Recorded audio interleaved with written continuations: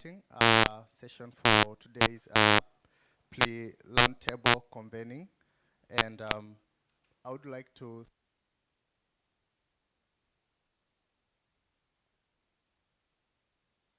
joining with us during the health break session, and now for joining with us during this pre-convening session. So everyone, I hope every one of you has the program for today's session, and we are going to start right away our session. I would like to welcome the Executive Director of Tech and Media Convergence, Ms. Ashadi Abinala, for giving the remarks from the partners.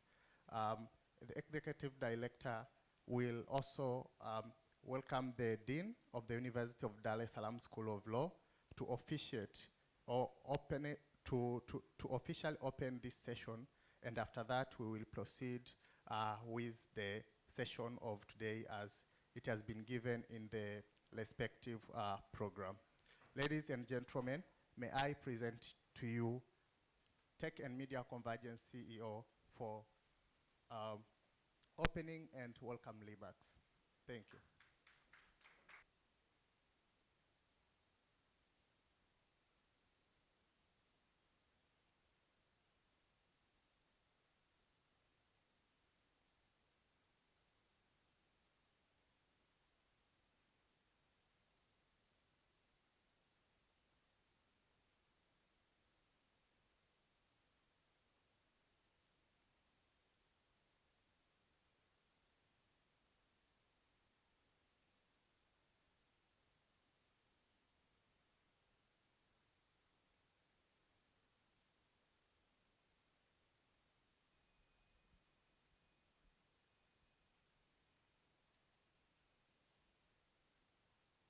So good morning, distinguished colleagues, partners, and friends. On behalf of Tech and Media Convergency, I would like to extend my gratitude to Unwanted Witness, University of Dar es Salaam, the Personal Data Protection Commission, and all collaborators of the for convening this timely and important conversation. I also wish to comment a lot on Unwanted Witness Privacy Moot Court competition for 2025, which is happening across Tanzania, Kenya, Uganda, and Rwanda. This initiative is a powerful testament to the value of regional collaboration in strengthening digital rights among young legal advocates. I take this opportunity to commend the dedication shown through the call of applications from the young target legal experts and students. It reflects a strong commitment to fostering dialogue and building momentum around privacy and data protection in our region. Today's theme of the conversation, safeguarding personal data in national ID systems, touches on one of the most critical issues in our digital transformation journey. The national digital ID systems hold great promise for enhancing service delivery, financial inclusion, and governance efficiency. Yet without adequate safeguards, they also represent serious risks to privacy, security, and trust in digital governance. At TMC, our work sits at the intersection of technology, policy, and society. Over the years, we've observed how questions of data protection, accountability, and inclusion increasingly shape Tanzanians and Africans' digital landscape.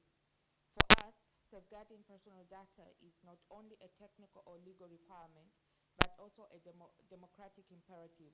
It is also about protecting human dignity, ensuring fairness, and strengthening citizen trust institutions. That is why the program for TMC, we hold it very dear to our heart because it centers and focuses on where a foundation of such practices can be built from the legal entity. This convening brings together government institutions, regulators, academia, civil society, and experts. Precisely the kind of multi-stakeholder dialogue that is essential in crafting rights-respecting frameworks. It is only through such collaboration that we can strike a balance between innovation and protection, between efficiency and accountability.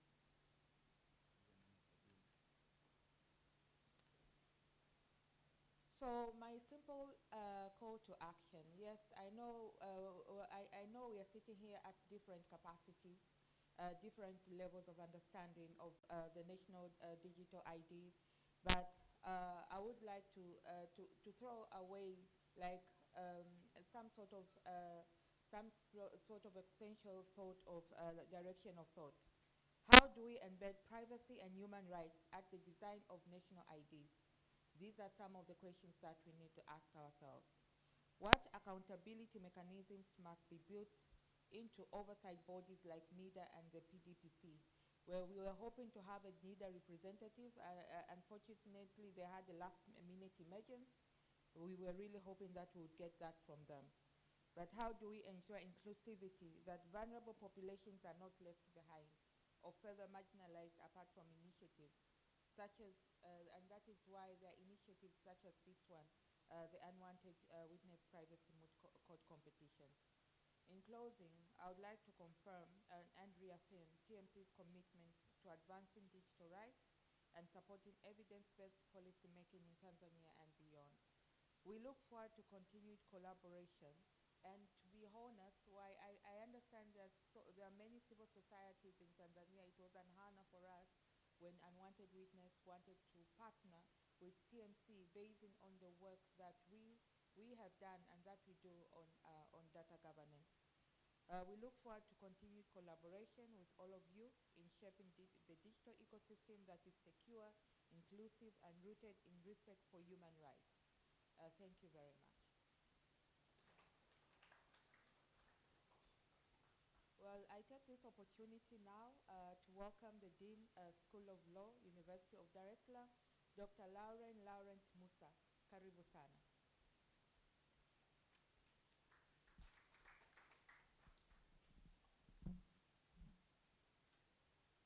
Thank you. When we were exchanging greetings, I asked the director if the witness who is not wanted, we can have take this opportunity to warmly welcome you to the University of Dar es Salaam and the University of Dar es Salaam School of Law in particular. The School of Law of the University of Dar es Salaam is the oldest law faculty in Tanzania, East Africa, and probably Central Africa. I thank the organizers of this competition for selecting our school and our university to host the event. I also thank the sponsors and donors for making this event possible.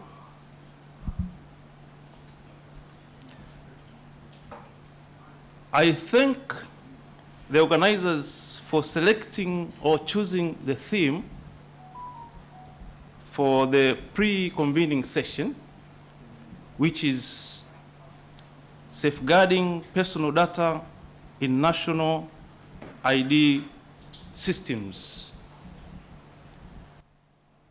This is because generally we are going digital. Apart from the national identity cards, everything is becoming digital. So the choice of the theme for this session is both timely and topical. It is my sincere hope and belief that this session and the other sessions that will follow present a unique opportunity to our students our staff, our government, and other stakeholders in ensuring that personal data is protected.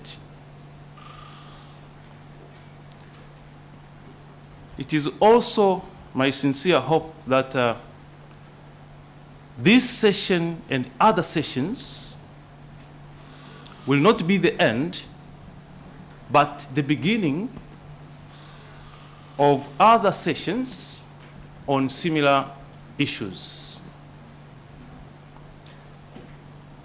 Having said that, let me now declare that this pre-convening session is officially open, and I sincerely wish you a very fruitful session. But because of the very tight schedule, I will not be with you for the rest of the day. Otherwise, spiritually, I remain with you. You are most welcome and feel at home. Thank you very much.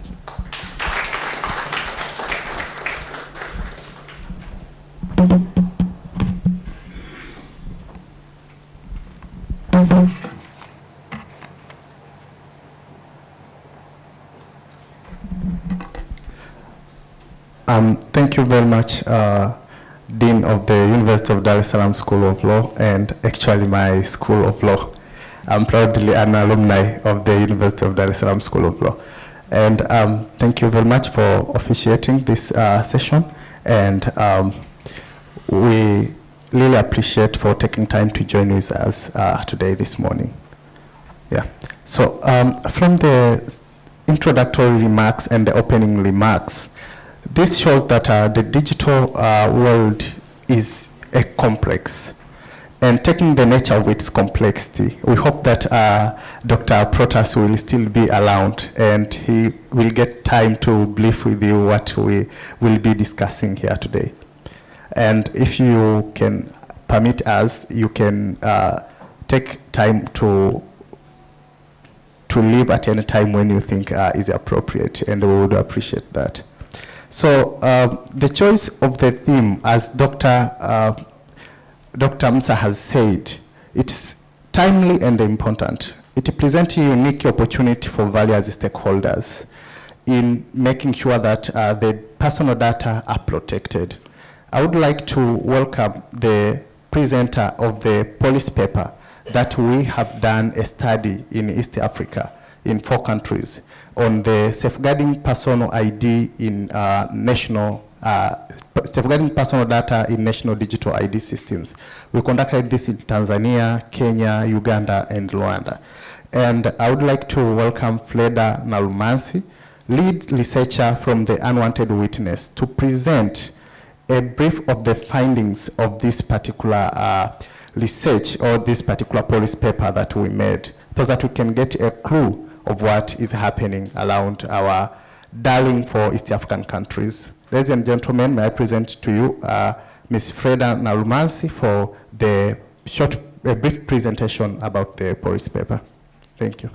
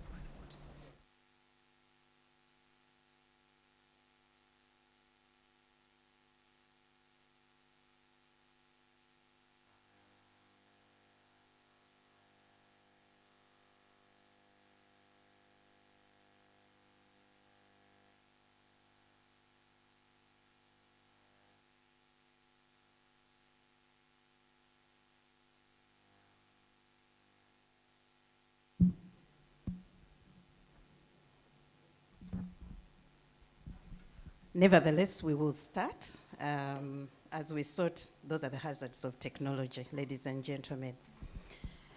I will be making highlights of the paper that is forming or setting the stage for the discussions that we have this morning.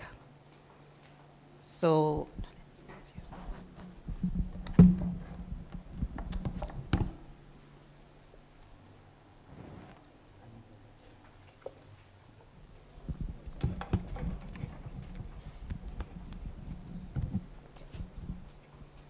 so the highlights are of the policy paper that we've developed in partnership with Tech Media Convergency and Kigali Attorneys. Kigali Attorneys is in Rwanda, is one of the partners for the privacy Moot competition this year.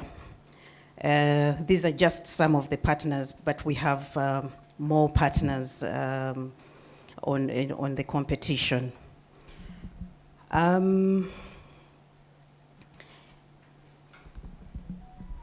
I would like to give, to start off with a background. So basically, the highlights will give a background of the paper, highlighting the rationale, why did we go for this, and I give a context of what our national ID systems look like in East Africa. So the paper is really focused on the 4 participating countries in the Unwanted Witness Privacy Moot competition. The paper does zoom into the national ID systems in these different countries, what exactly each of these countries have, and what they mean for privacy and data protection in as they collect data. Then we will also look at the privacy concerns. The privacy concerns in these national ID systems that we have in place. And thereafter, we will look at some of the policy recommendations that the paper makes. And then thereafter, we will have a discussion. We can all then dig in to add our voices on the different aspects. So I want to start from the premise that the national digital ID systems have become central to governance, economic inclusion, and service delivery in the East African countries or community, with special focus on Uganda, Kenya, Tanzania, and Rwanda, who are currently leading as the largest repositories of personal data in the region. So when we look at Uganda, for example, Uganda has the National Identification and Registration Authority, called NIRA, which was established in 2015 and began its enrollment in 2014, capturing millions of records of people, including personal data for public service access.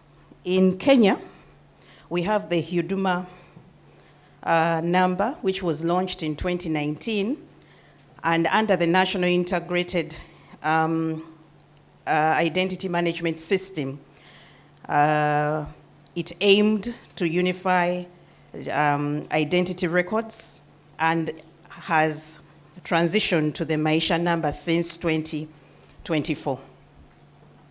In Tanzania, we have the Jamii number, which was rolled out in 2024, and it is targeting over 25 million citizens to integrate identity data for streamlined services. While in Rwanda, Rwanda's National Identification Agency, NIDA, through the Irembo platform, since 2014, began transitioning to digital IDs this year, with biometric enrollment starting mid of this year. So you can see some of the systems are in their early stages. These systems collect extensive data, extensive personal data that includes biometric identifiers like fingerprints, facial recognition, iris scans, and this is done alongside demographic data, namely data regarding people's names, dates of birth, addresses, nationality, marital status, and even your locations are also collected.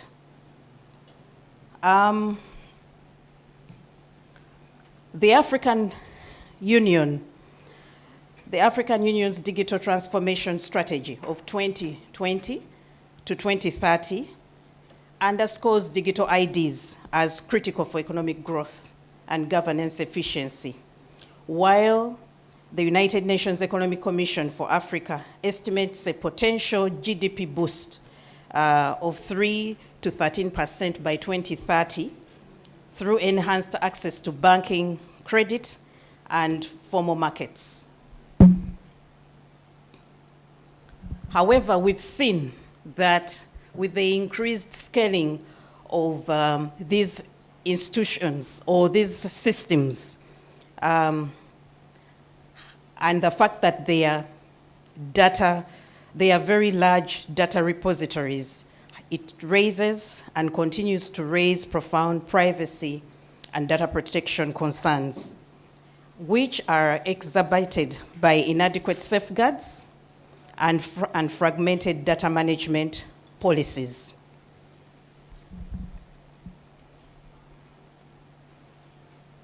The storage of sensitive biometric and personal data risks breaches, unauthorized access, and misuse, potentially enabling surveillance, identity theft, or discrimination. I would like to get into a bit of some specifics, but giving an overview of what is happening in each of these countries. Okay, we are sorted now. All right, so this is where we are at.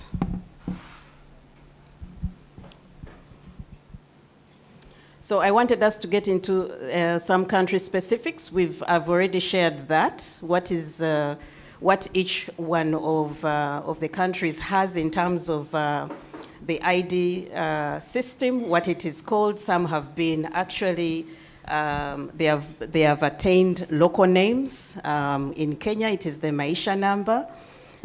Here, at home in Tanzania is Jami number. In Rwanda, we have NIDA with its platform, the enabling platform, the digital platform called Irembo.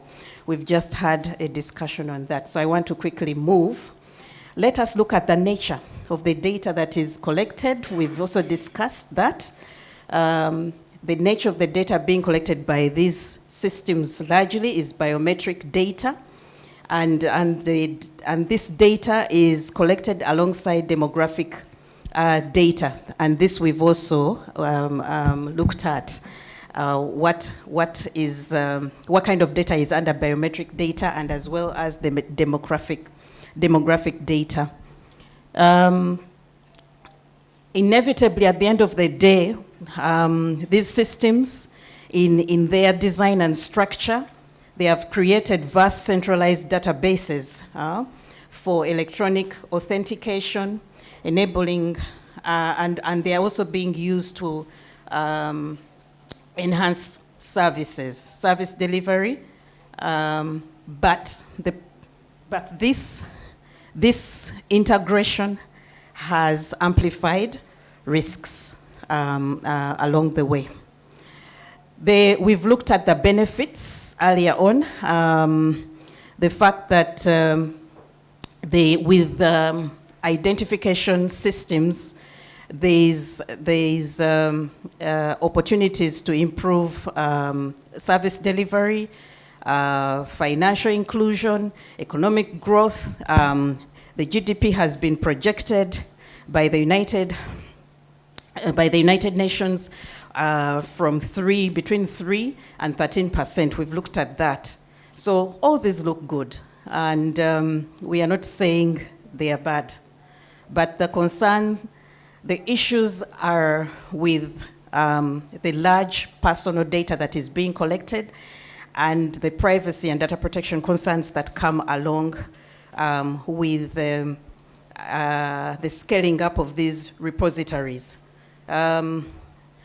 So with the increased scaling up of these national ID systems, because most of them are moving away from the basic national ID, as it is. I don't have an example here to give to national IDs that obviously have these very unique features that enable the collection of biometric data, apart from the demographic data. So they are getting more complicated, okay? And as such, the increased scaling of these repositories is raising concerns around potential risks of breaches, unauthorized access, and misuse of this data, given the current status of the legal frameworks that we have that are not necessarily adequate. And they don't have enough sufficient safeguards, and these are underpinned with fragmented policies where we have weak cybersecurity systems that pose threats. Let's look at country-specific issues in regard to privacy and data protection concerns. In Kenya, the national ID system there, the Huduma or Maisha number, has experienced legal challenges there, and there have been concerns around surveillance and obviously also marginalization of some groups. This was ably articulated very well in the famous court case. Which one was that? I'm not going to talk alone.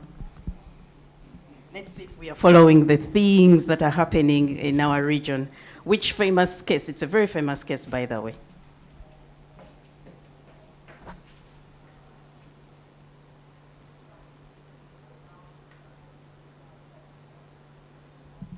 We don't know the case?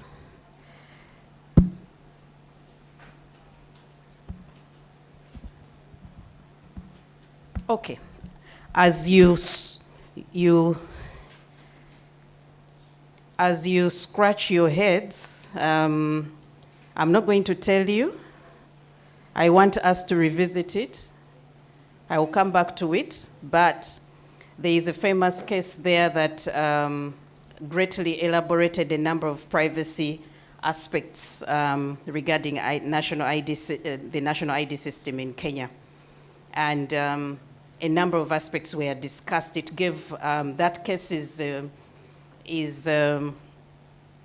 is very critical for our jurisprudence in the region, because the court addressed its mind on a number of aspects. The fact that whereas it was brought with the with the concern that there was a marginalized group, namely the Nubian tribe, that was marginalized as a result of the nature of the national ID system, but there was not enough evidence to sustain that allegation of violation. But then the court seized the moment in that case and addressed itself on other privacy concerns that give direction to what our ID systems should embrace, even in other countries. So, let's move. In Tanzania, the Jamii number lacks transparent handling protocols. In Rwanda, in Uganda, the national ID system there, NIRA, is linked to SIM card registration, which enables evasive tracking, and yet we have privacy gaps in the registration. And then Rwanda, the Irembo EP, that digital platform, has been criticized for insufficient frameworks, unauthorized third-party access, risks, and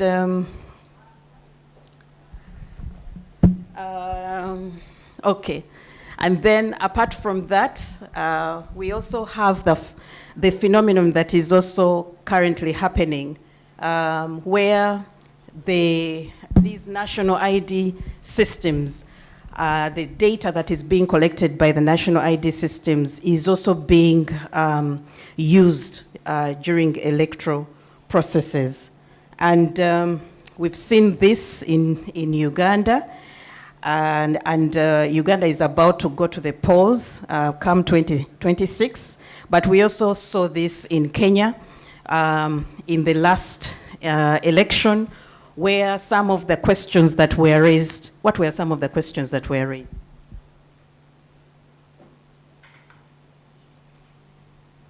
Yay, people. We don't follow events and issues in our region. What are some of the issues that were raised during the Kenyan election, the last Kenyan election?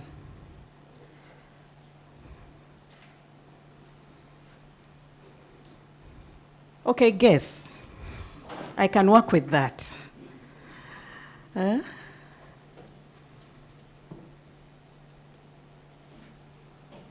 One of the issues that was raised was in regard to the metadata. The question that was raised was, where are the servers? Where are the servers?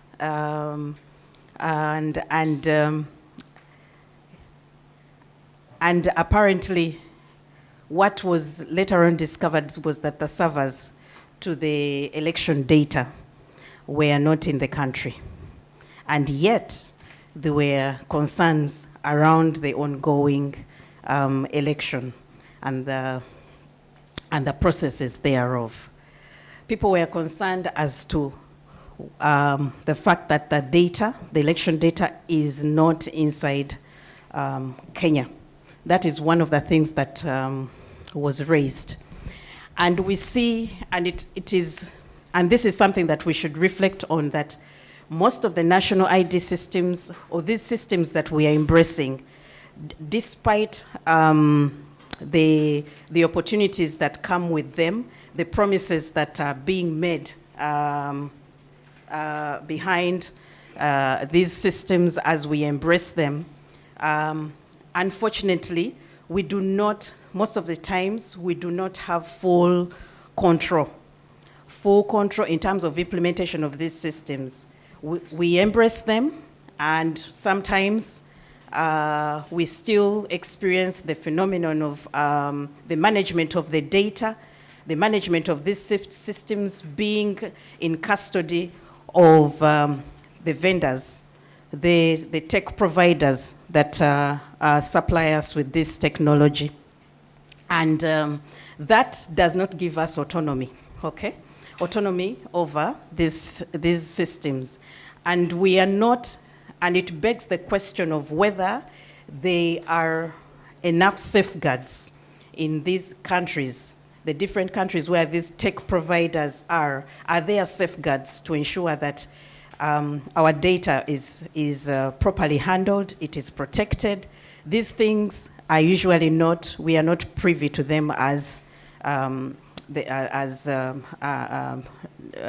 normal people on the street.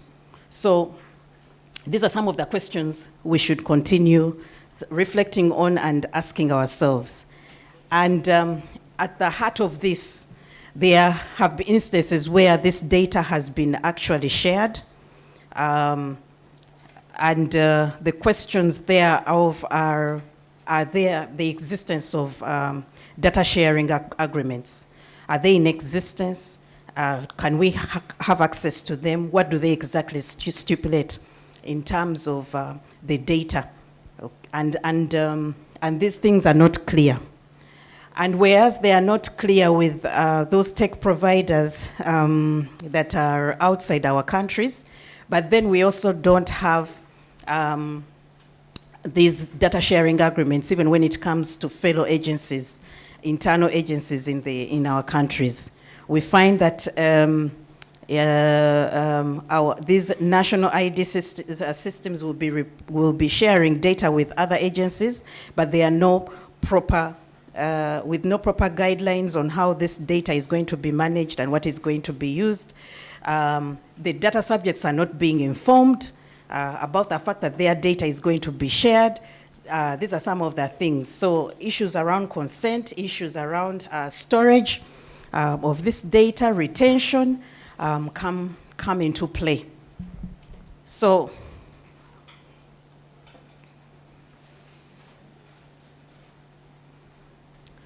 there are also compliance and enforcement gaps within the existing policies and laws that we have that are often inadequate, and we are pertinent about these policies. There are data protection aspects that are being provided for which are not being also fulfilled by the different agencies or by the authorities that are managing these systems. For example, an example of that is the requirement. Most of our data protection laws require the conducting of data protection impact assessments, but most of them have conducted data collection exercises without these impact assessments. And yet, these impact assessments, if once undertaken, they are an opportunity for these agencies. We will look at this much later. Okay. We have also regional challenges, cybersecurity weaknesses, exclusion, lack of participation. We also struggle with adequate complaints handling mechanisms and remedies in the event of breaches, surveillance threats, which ultimately erode trust and perpetuate inequalities. So at the end of the day, we will need a holistic approach that is rights-based to ensure that there is respect for the data protection laws and that the obligations around privacy and data protection are fulfilled. Some of the challenges that we have across the board is infrastructure and funding constraints. There are barriers in relation to internet. There is limited internet, and if the internet is there, it is expensive. Power in rural areas to operate some of these digital systems that have been embedded into our national ID systems. Uganda, for example, had outdated systems. I know currently they have purchased biometric verification kits that are going to be very critical in ensuring verification of people during the electoral process. And obviously the questions around there are, one, are they adequate? Are they enough?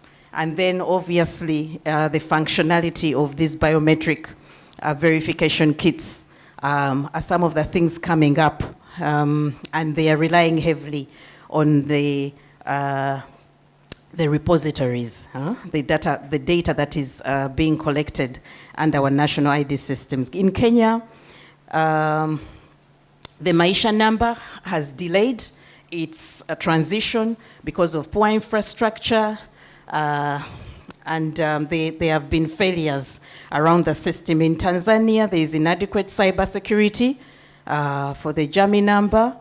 There are funding constraints across the board for all of them. I know for a fact for Uganda, we are in a situation where the national ID is expired, and the exercise had been put off until recently. Until recently, maybe 2 months ago, when they started rolling out renewals and enrollment for those who were get first-time acquisitions of our national ID systems. Weak regulatory and governance frameworks, public skepticism and lack of awareness. I'm not going to get into details with that. But like earlier I had intimated, we all, in most of in all our countries, we have data protection laws, and there are those that have made efforts around also making regulations. Kenya has made efforts around making regulations for specific sectors. There's progress in that. But most of us, our laws are still very new. The data protection offices are also very new, and there's not much that is going on. I guess this is also the case for Tanzania, right? Okay. Okay, let's move on. Risks from electoral data sharing, we've talked about that. Then let's get into compliance gaps with privacy standards. So there have been inconsistencies with where, for example, there are efforts to adhere with the conducting of impact assessments, data protection impact assessments. Some have not taken the full assessments. In Uganda, NIRA alleges that they undertook a data protection and impact assessment, but it was called preliminary.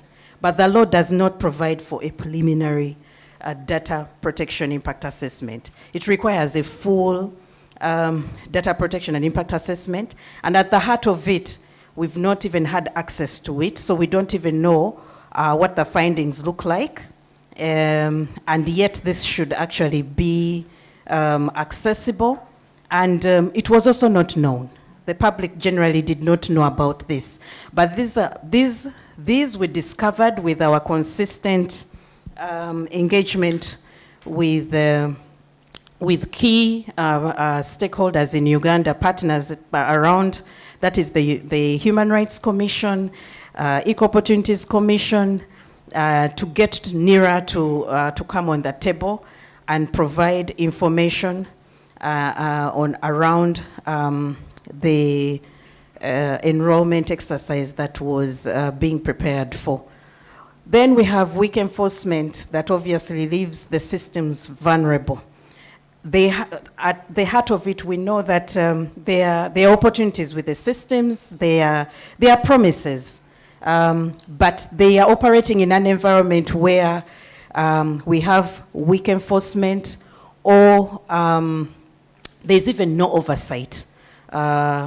If we are to go to oversight mechanisms. Kenya and Uganda, the impact assessments were poorly done, and they failed to address breaches of profiling.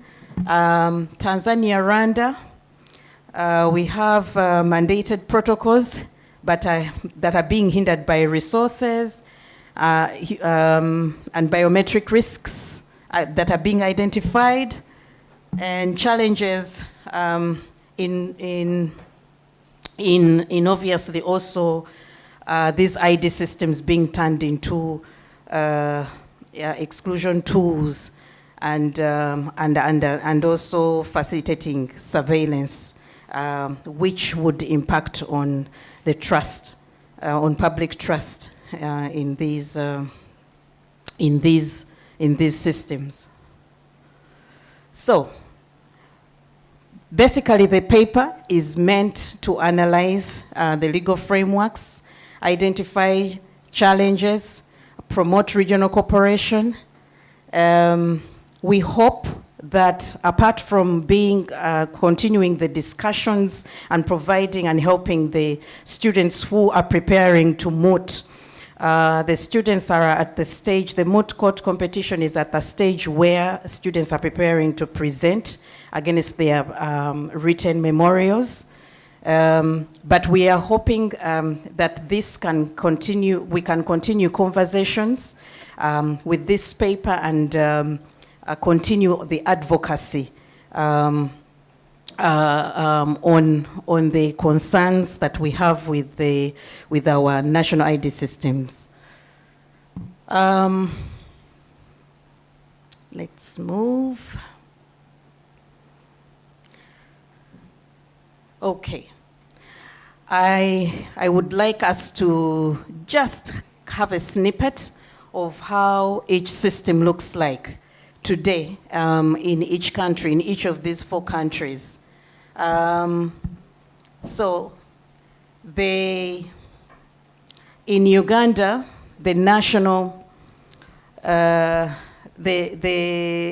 ID system, NIRA, is established by the Registration of Persons Act, and it allows it, or it gives the mandate to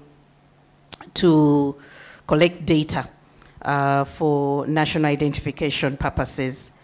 Like I've told you that currently there's mass enrollment and the renewal just started. I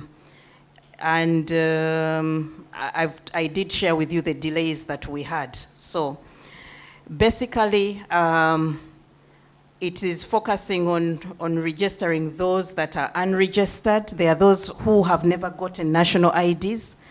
And then there are those that obviously the national IDs have expired. Okay. Let's look at the privacy concerns. We have, when we look at the privacy policies and the data protection laws in Uganda, NIRA aims to safeguard data with encryption, access controls, fundamental rights, compliancy. We have the Data Protection, the Data Protection and Privacy Act of 2019 that regulates the collection of the data, processing of this data, and obviously it does align itself with the standards on privacy and data protection. Enforcement, currently the Personal Data Protection Office, which is the national regulator in Uganda, released its first ruling in this year in July 25. How many of you heard about that? Yes.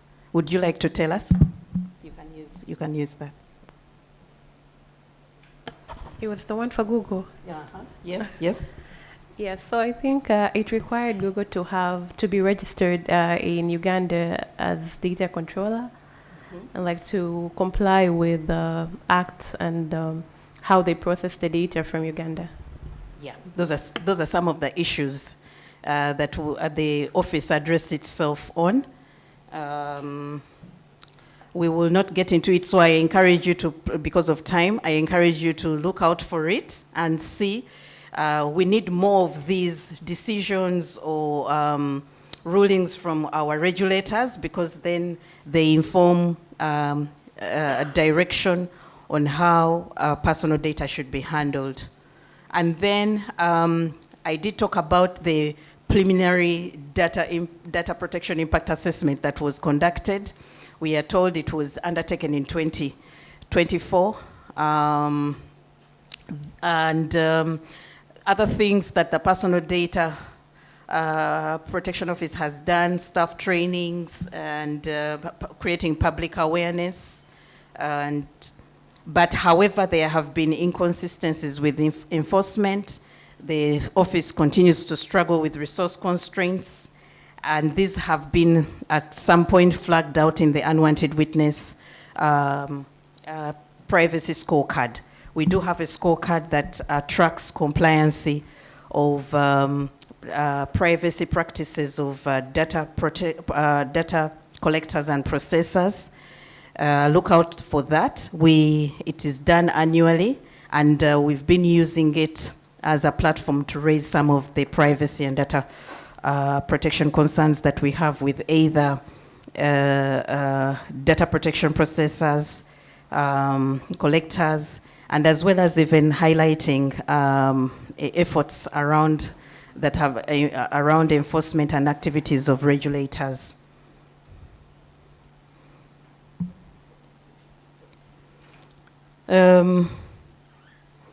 So one thing I want to, I will discuss, want to highlight is the nature of the data collected is currently is biometric data, and this cuts across all the ID systems that we've that we have across the 4 countries. Maybe let's go to storage and server location. Currently, for Uganda's case, the storage or server locations are within the country, and the metadata is backed up, obviously giving us autonomy. We hope that's the case. Then we have limited cybersecurity, encryptions and controls are insufficient against the regional breaches that are bound to happen. Processing, use and retention.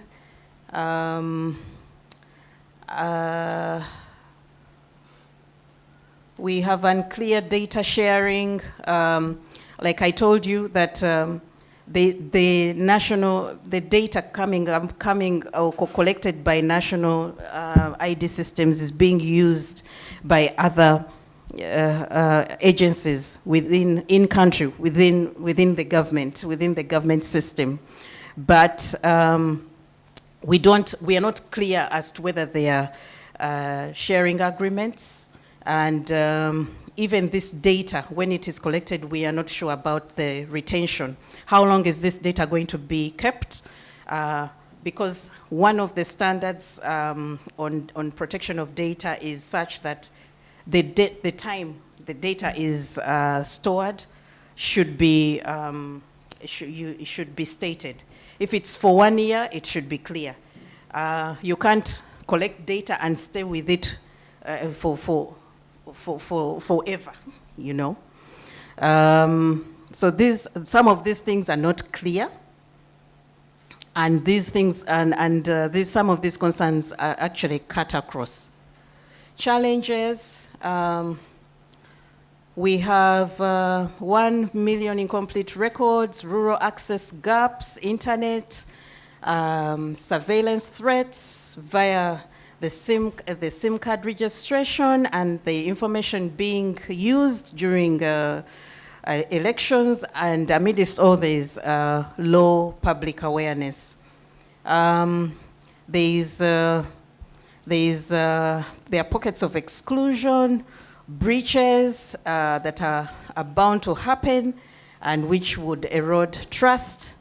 And in Uganda, there was a campaign by the regulator, Bera Kugad, a campaign that was made to create public awareness. So NERA, as the main authority or agency in the drive seat of our national ID identification, faces privacy issues, enforcement, and their infrastructure gaps. Let's go to Kenya. Kenya has managed, its national ID system is managed by the National Registration Bureau, and which has it is transitioning into NIMIS, and we've already noted that it is one of the, also one of the largest repository with, of personal data. It evolved from in the Native Registration Ordinance of 1915, and we see it now being rebirthed to Maisha number.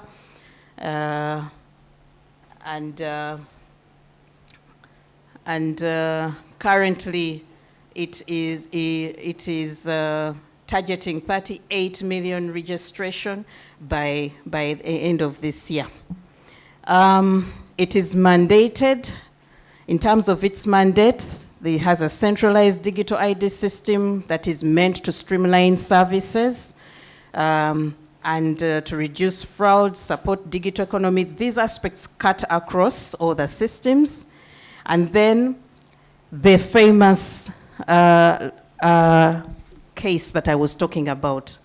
Which one was that?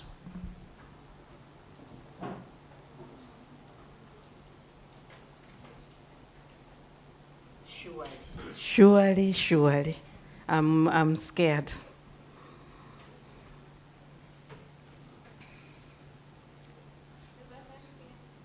Sorry? And you didn't get it from the screen? Okay, but at least you were able to identify it, yes. So that's the case. I encourage you to look at it, read it. It's a landmark case in the jurisprudence of Kenya.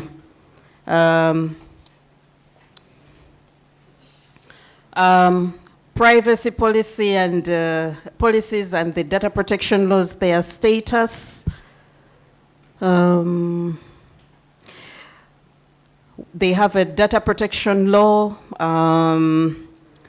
and for them, in coming up with it, there was comparison with India and as well as I think Ghana, and it has had criticism around it, and then ODPC. In terms of enforcement and compliance, this is done through ensuring that there is registration of those who are data collectors and processors. Audits are being made by the regulator, and as well as complaints handling.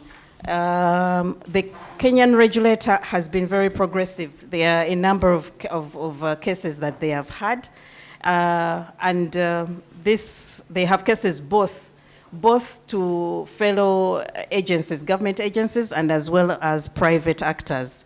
So I encourage you to also look there because they are progressing, and there's a lot to learn from them. I'm rushing through because of time.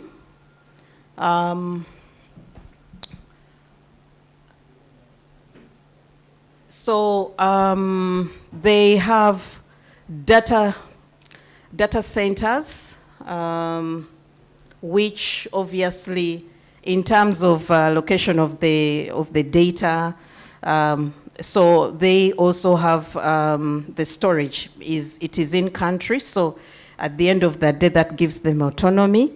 But this is obviously without, there are challenges alongside that there is limited cybersecurity infrastructure, encryption, insufficient against regional breach trends.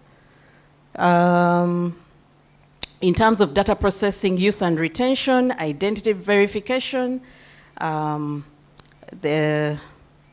services, banking, and this is underpinned by unclear data sharing with the IBEC. This is the election management body in Kenya.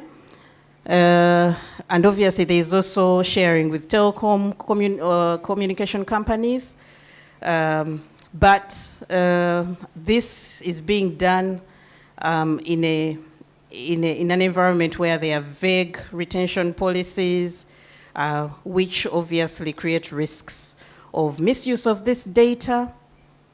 There are also instances of exclusion of marginalized groups, data inaccuracies, rural access gaps, like we've seen in the case of Uganda as well. Tanzania. I think Tanzania, I should be getting contributions from you instead of from the policy paper. How is that? What is the system like? Where is the storage of the data? Do we know? Here. Yeah, here. Sure. Do we know where the storage of our personal data is in Tanzania? Yes? Yeah, local. Local. Locally. Okay. And when was the Data Protection Act passed? Sorry? 2022. Do we have a national regulator? Now, yes. What is the name of the national regulator? Yes. Where is it found? Dodoma. Any updates on their enforcement activities? On what and what? Please educate us. I think one of the ruling was with regard to someone posting a child's picture on Instagram. I think they were fined 21, if not 22 million, something along. I think the other case was with regard to someone whose picture was posted when he was, I think, in a pub or club, a launch, and then he went and institute the claim, and they were also fined. So I think those are the two cases that we have had from the PDPC. Thank you so much. Yes, it's true. Those are the two cases. But that is good progress, right?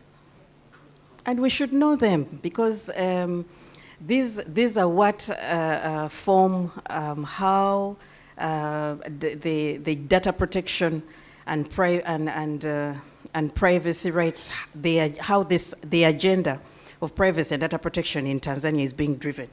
These cases are very critical, so we should make it our business to know them.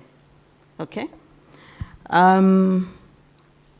So, in terms of the law, it emphasizes biometric encryption, compliance with rights, it mandates collection of data, processing, and there are also these principles that are very critical for ensuring that there is respect for privacy and data protection. So these principles around minimization, accountability, in as much as the law and the regulator are all still in their early stages, but it suffices to take note of how the law currently looks like and the promise and how it is strategically positioned to drive privacy and data protection agenda in Tanzania. Okay, so let us look at the risks there that we have so far. Rural access gaps, fragmented implementation, surveillance risks, and obviously there's also lower awareness and these have the impact. They have an impact on creating exclusion, perpetuating breaches, which would erode trust, and the fact that the national ID system generally continues to face challenges around privacy and enforcement, and challenges there. Let's go to Rwanda. Rwanda, the national ID system is managed by NIDA, that is integrated with Irembo, which is their digital platform. It also collects a lot of personal data. In that sense, it's also one of the large repositories in East Africa. And it has been operational since 2014. And like I highlighted earlier, it is also transitioning to digital IDs this year,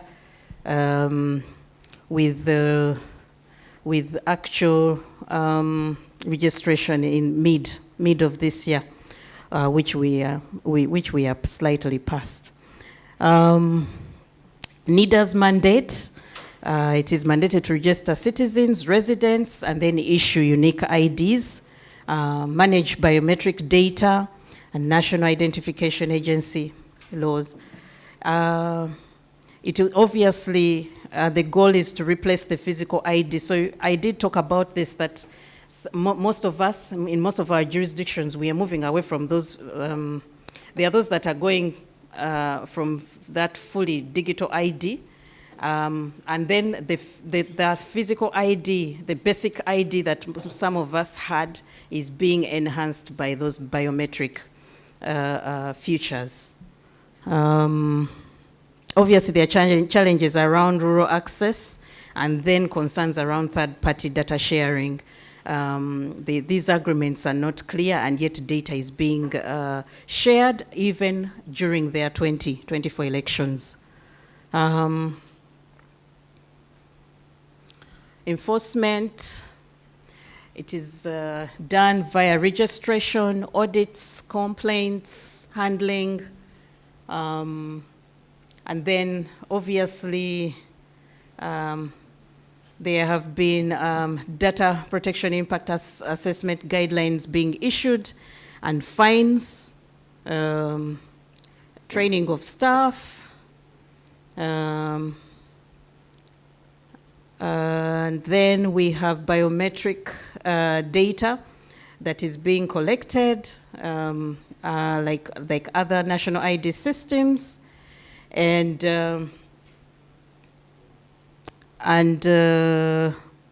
we have in-country government data centers, so their data is also managed internally, so which is a good thing. It gives them autonomy over the national the national ID data that is being collected. But obviously, despite the fact that it is internally managed, there is limited cybersecurity, encryption and controls are weak, and as such, it leaves the system and the data at risk to breaches. So,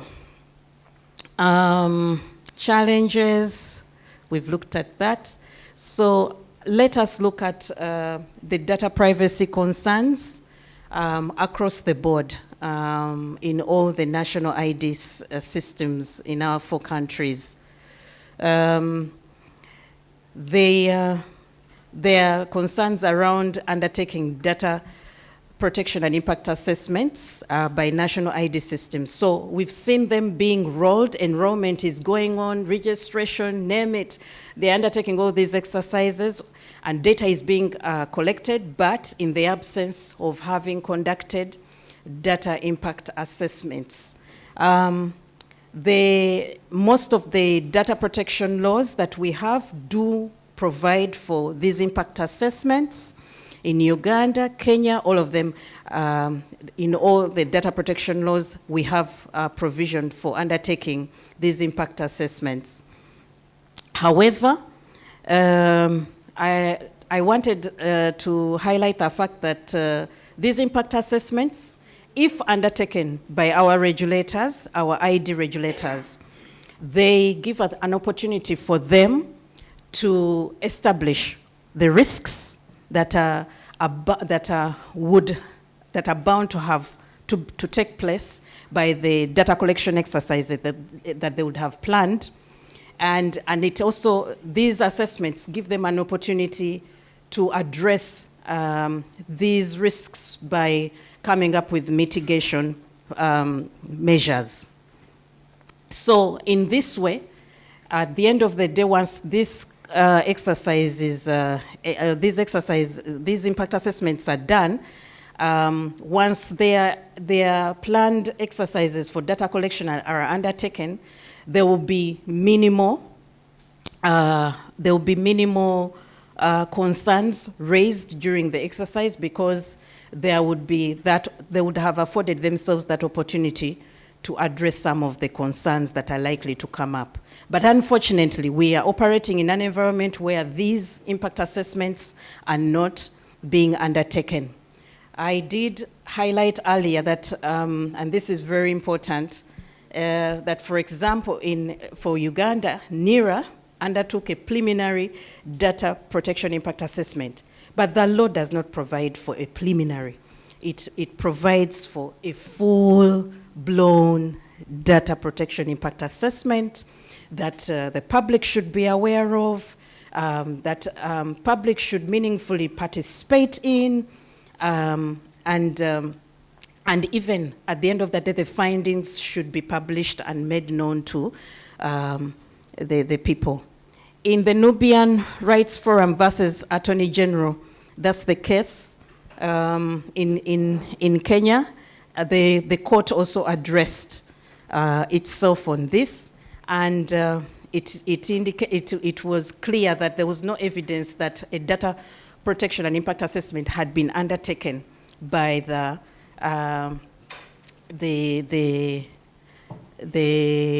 Huduma number system. In Tanzania and Rwanda, it has not yet been documented that data protection impact assessments have been undertaken, unless someone would like to provide information around that. Have they been undertaken? Are you aware? Huh? You should investigate people. Huh? Okay. So let's move. The other concern is privacy policies, the privacy policies of the national ID regulators. What we've established, we've been able to find, there are those that don't have clear privacy policies, and where those that have, they are not easily accessible, and yet the standard is that they should have privacy policies, because they are public entities involved in collection of massive personal data. And the privacy policies is an opportunity to provide data subjects with information regarding to the collection management of their data. So when we don't have this, it is not good for us, you and I, as data subjects, but then it is also not good for the regulators, because then how then are they going to ensure that the personal data that is collected is adequately handled? In Uganda, NERA is the only regulator with the policy currently, which aligns with the data protection law in the country, with those standards on minimization, security, rights of data subjects, and the like. I'm not going to get into that. But there are issues around the privacy policy. There are vague breach notifications, no consent mechanisms, weak biometric safeguards. So the law does not adequately address itself on safeguards for biometric data. And remember that most of the national ID systems are collecting biometric data. So when there are no safeguards for this biometric data, then it means that our biometric data is at risk, isn't it? Kenya, they don't have a standalone policy. They rely on the Data Protection Act. And when we go back to that Nubian case, the court halted and cited that there was missing, the data protection and impact assessment was missing, and as such, there were privacy risks. For Rwanda, NIDA does not have a specific policy. They rely on the data protection law, and obviously this is not adequate. Then Tanzania, there is also no explicit policy. There's just the Personal Data Protection Act of 2022, and there are loopholes on obviously how biometric data is being handled and the risks of perpetuating surveillance. Am I right? Yes or no? Huh? Are we aware? Huh? Okay. Data sharing between national ID regulators and electoral management bodies in East Africa. This is something that I've raised earlier, and we know that this is there is data. The electoral management bodies do rely on our personal data to be able to update those registers. Obviously, it's their mandate, but the mechanism in which they access this personal data is not clear. And the opportunity to have that clear is in data sharing agreements, which we are not aware that they're in existence, and we are not so sure under what guidelines, under what framework is our personal data being shared with electoral management bodies. And we don't even know how our data is being handled, whether the electoral management bodies have safeguards or not. So these are some of the things to look out, and this is a concern. Inadequate legal and regulatory frameworks for data protection. We note and applaud our states for the efforts on putting in place data protection laws, regulations, putting in place offices of regulators, but we are at a time when most of our legal framework is ripe for amendment. Reforms are needed for these laws to adequately address and provide adequately for privacy and data protection issues that we keep grappling with on a daily basis. I'm rushing. Risks of mass data collection, retention, and potential for misuse and surveillance. I can't emphasize this enough. With the current national ID systems and the way they look, with the inadequate safeguards, it makes fertile ground for misuse of the data. We are not clear on the retention periods, how long our data is going to be held, and obviously with the nature of some of the systems, the way they are designed, some are being driven by SIM registration, making it very easy to be subjected to be used as surveillance tools. Security. So the other aspect that I would want us to look at are security vulnerabilities and threats. So in terms of security vulnerabilities and threats, risks of biometric data compromise. We've already seen that in our current data protection laws, some of them have no clauses or sections that adequately provide for how biometric data should be handled. So in the absence of safeguards in the law, what does that mean? The national identification systems are on course with collection of biometric data. Question then would be, is how is that data going to be managed? And with the absence of safeguards implies that this data is likely to be abused, especially if it falls in the wrong hands. It can be used for so many things that can end up compromising your life as data subjects. The other is the emerging threats in terms of online fraud, spoofing, and advanced AI-driven impersonation. So these are also being fueled by the personal data, especially the biometric data, and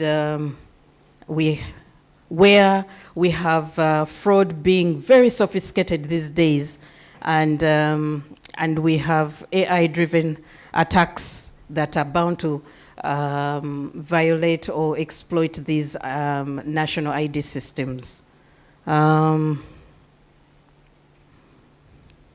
Challenges of underdeveloped cybersecurity infrastructure.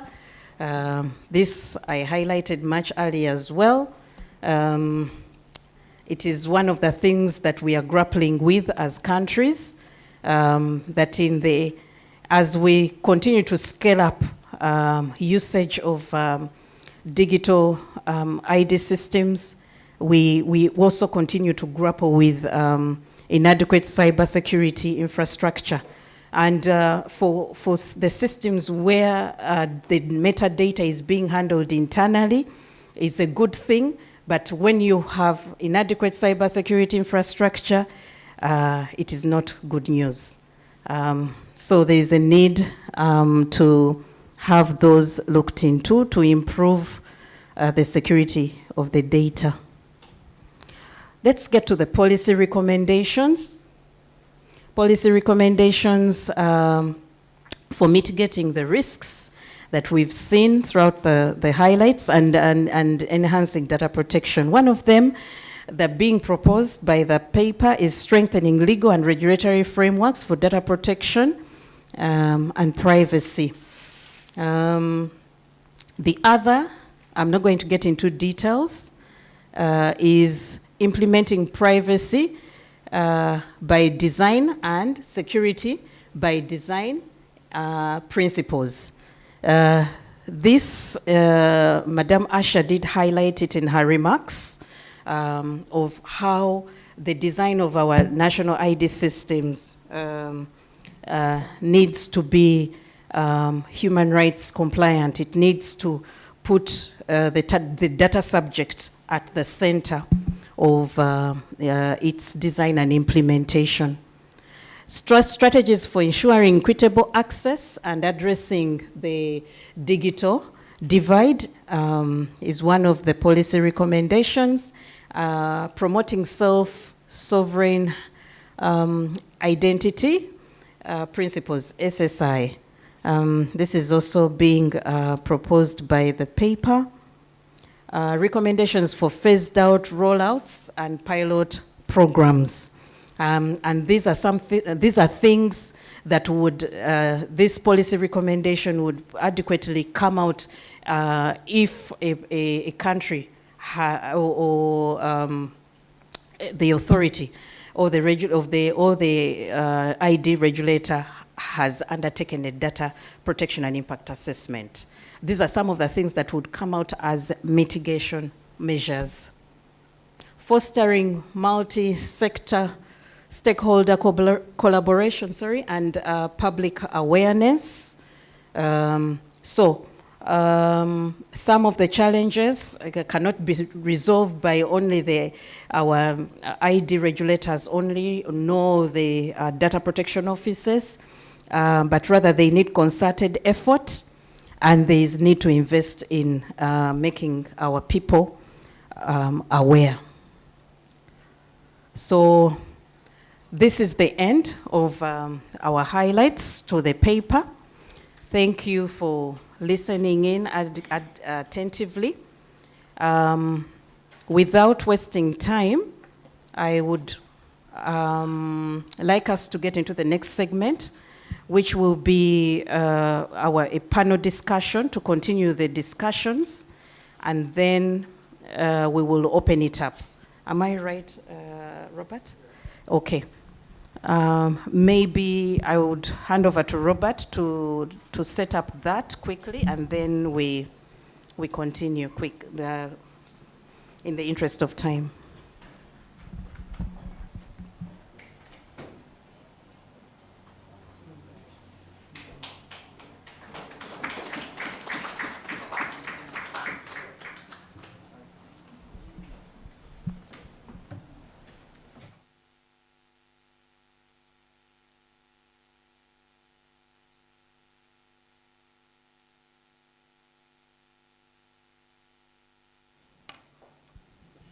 Yeah, so thank you very much, Frida, for that power of submission on the findings of the police paper. So throughout the discussion and the presentation that you have provided, I have asked myself the three biggest questions.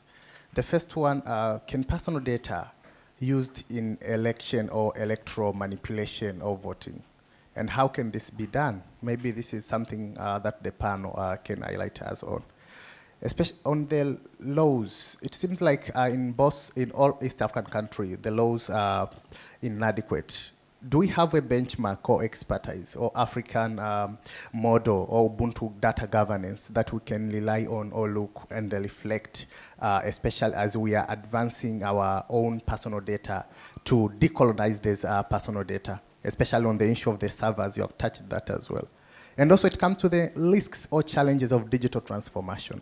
As we walk always in our daily life, we meet with surveillance cameras. We are surrounded by mobile phones, by a lot of applications, a lot of issues that are collecting our personal data. How can this be protected in this digital world, where to some extent, in most of extent, we accept all terms and conditions, we don't read them, so that we can enjoy the service. So here comes the discussion that we will be having, and the panelists, I kindly urge the panelists to come in these chairs. So I think, yeah, in these chairs. Alembe, you can excuse me, please. You can have a seat somewhere else. Yeah, you can have even my seat. Therefore, so we have Advocate Fatma Songoro, she's seated. Also we have Evans Rubara as one of our panelists. We also have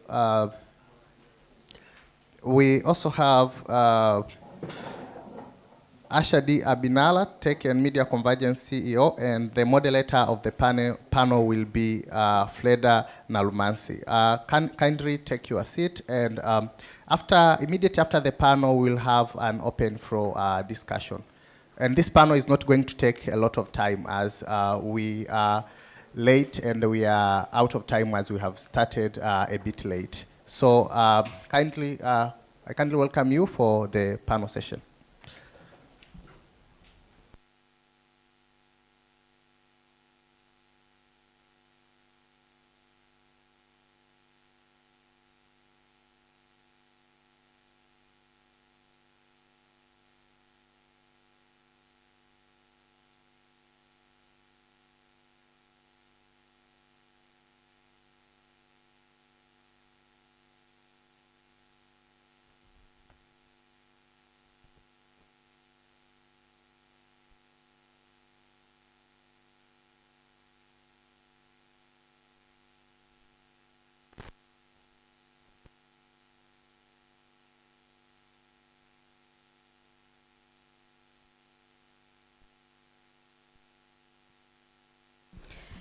Thank you, Robert. Ladies and gentlemen, to take our panel forward, we have Mr. Evans Rubara, the lead and founder for Africa Transcribe. Maybe you would want to say hello to our audience. Is it afternoon? Good morning. It's a pleasure to be here. Then we have Advocate Fatuma Songora. Good morning, everyone. And then my colleague, partner, Miss Asha. Good morning, everyone. And I'll be moderating this panel. My name's Frida from Unwanted Witness.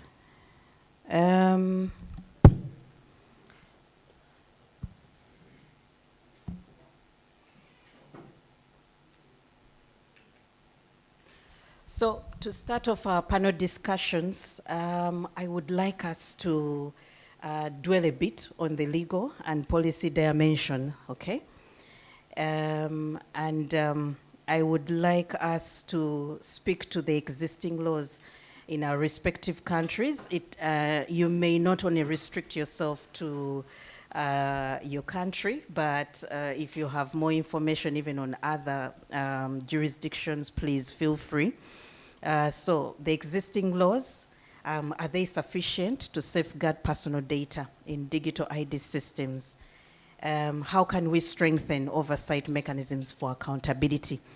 And maybe we can start with Advocate Fatuma. Over to you. So thank you, Frida. I think when it comes to the legal framework, I'll use Tanzania because I'm very conversant with the legal framework here. When we come to digital identity specifically, I think there is no specific law that has addressed or specifically spoken to digital identity. However, for NIDA, we do know that NIDA registration is under the Registration and Identity of Persons Act, which had, I think, a recent amendment in 2023, which actually provides some sort of safeguards in handling NIDA information. So it provides for the obligation of data sharing agreement between NIDA, and if it's sharing it with a third party, such as bank or telecom, it has kept the requirement on what that data sharing agreement should be, and it has also prescribed fee to accessing that data with regard to NIDA. But when it comes to Jamii number, I am not so sure if there's a specific, I've not heard of any law that specifically dealt with Jamii number, which is supposed to be the digital identity.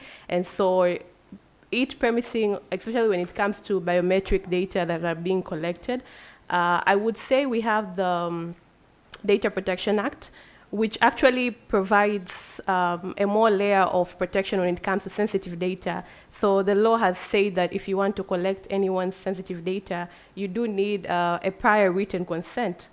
And you're required to comply with all the principles of transparency, accountability when you're collecting that data.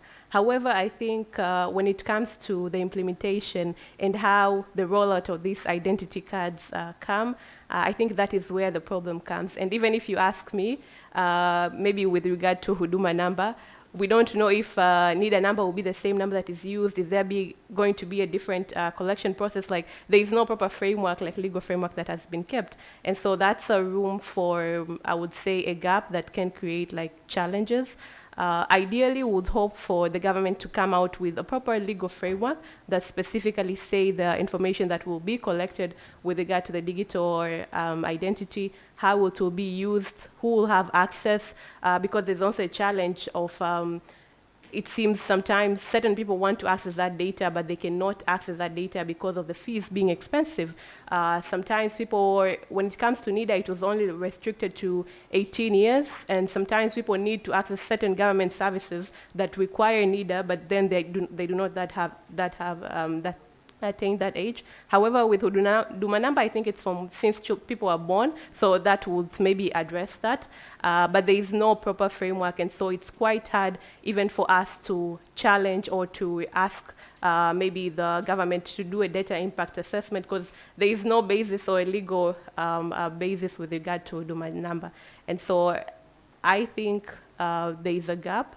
The law has tried, the Data Protection Act has tried. We hope the Commission will come with like guidelines on processing sensitive data, on data impact assessment, because even now, I think if they did want to do a data impact assessment where the established rules and guidelines, they're not there. And so maybe they might not even do it properly, and it might be in vain. So I think proper regulation from the Data Protection Commission coming to the National Identification Authority, which I think was merged with RITA, if I am correct. So there's also that other dynamic administration, and we don't know how that will pan out. And I think those are my few insights when we speak to that.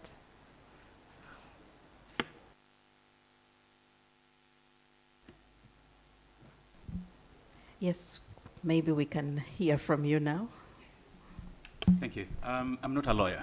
I'm a stakeholder engagement specialist. And one of the things that I realized when the presentation was being made is that there were so many new things. And I have to admit that that was a really good research, and it covered a lot of ground. I don't know if I were to come to the audience, Tanzanians particularly, and ask you, how many of you know that there was something called Jamii number?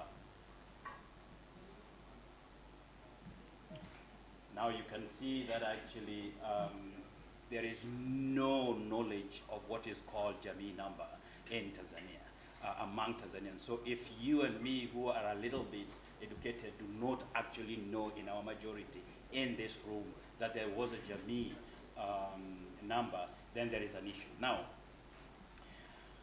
I think that in most of African countries, and especially our countries in East Africa, these policies relating to data protection are still at nascent stages.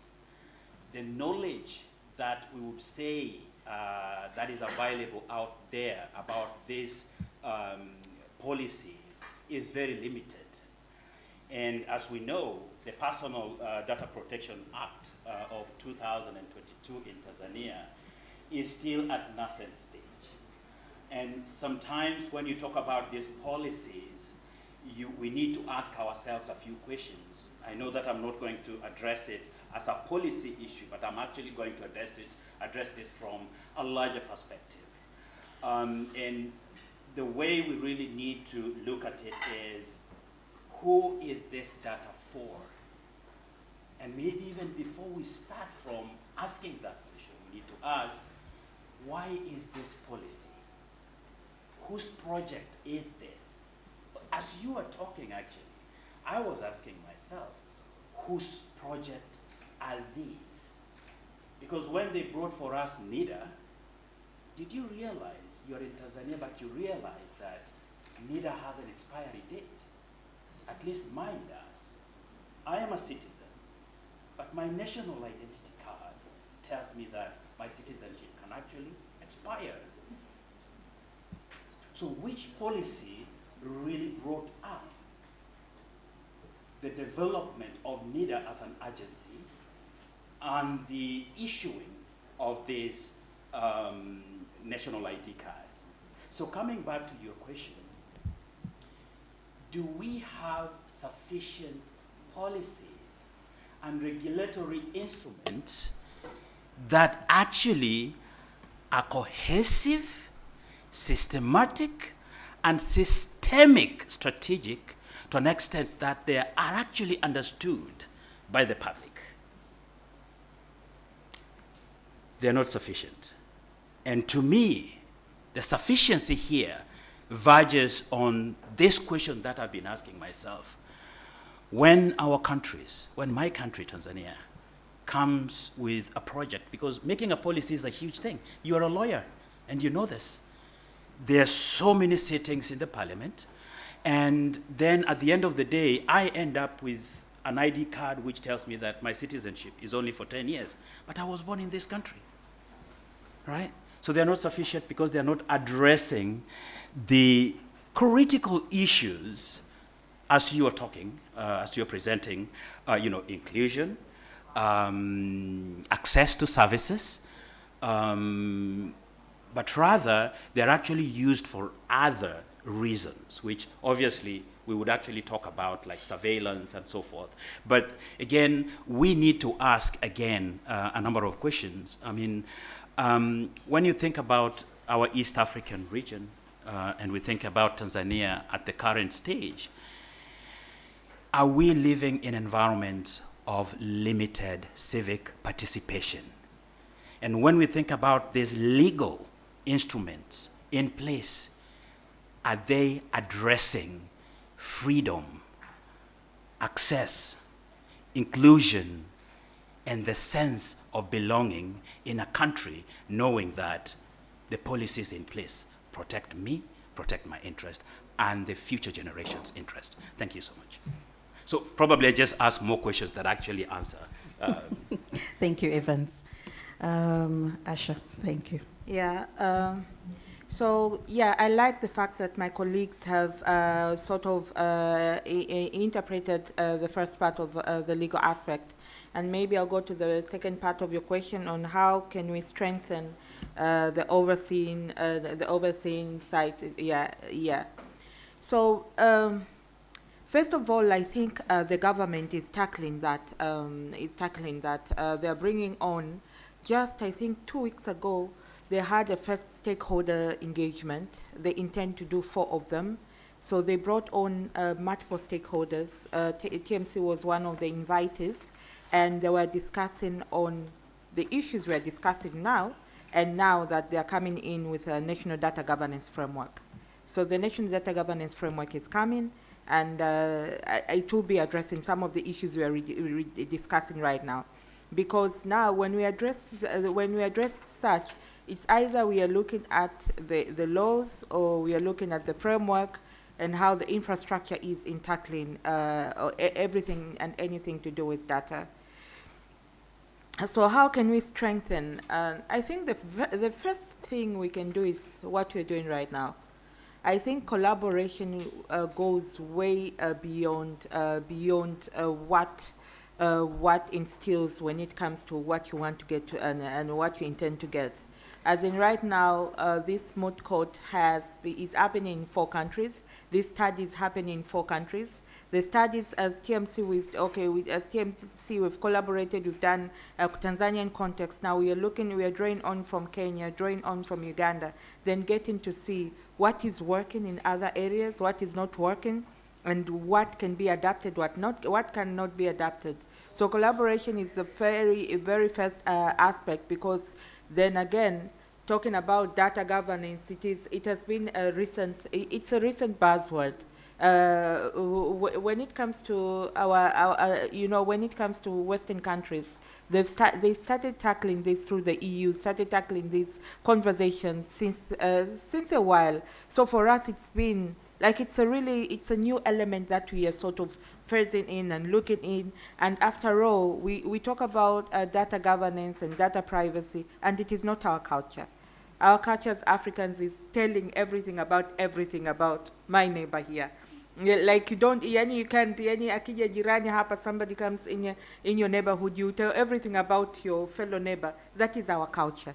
Now we are getting in a new culture which is now telling us, no, you have to have a proper consent into sharing this kind of information of a certain subject. So yes, I would say collaboration is a very good element, because it brings us together. We get to learn from each other and really get to learn the lessons of other different countries. But another aspect is legal framework. In actual fact, with legal framework, it shouldn't just be legal framework. It should be innovative legal framework, because how we are progressing, there's different elements that are coming in. For instance, in emerging technologies, artificial intelligence is just one element of emerging technologies.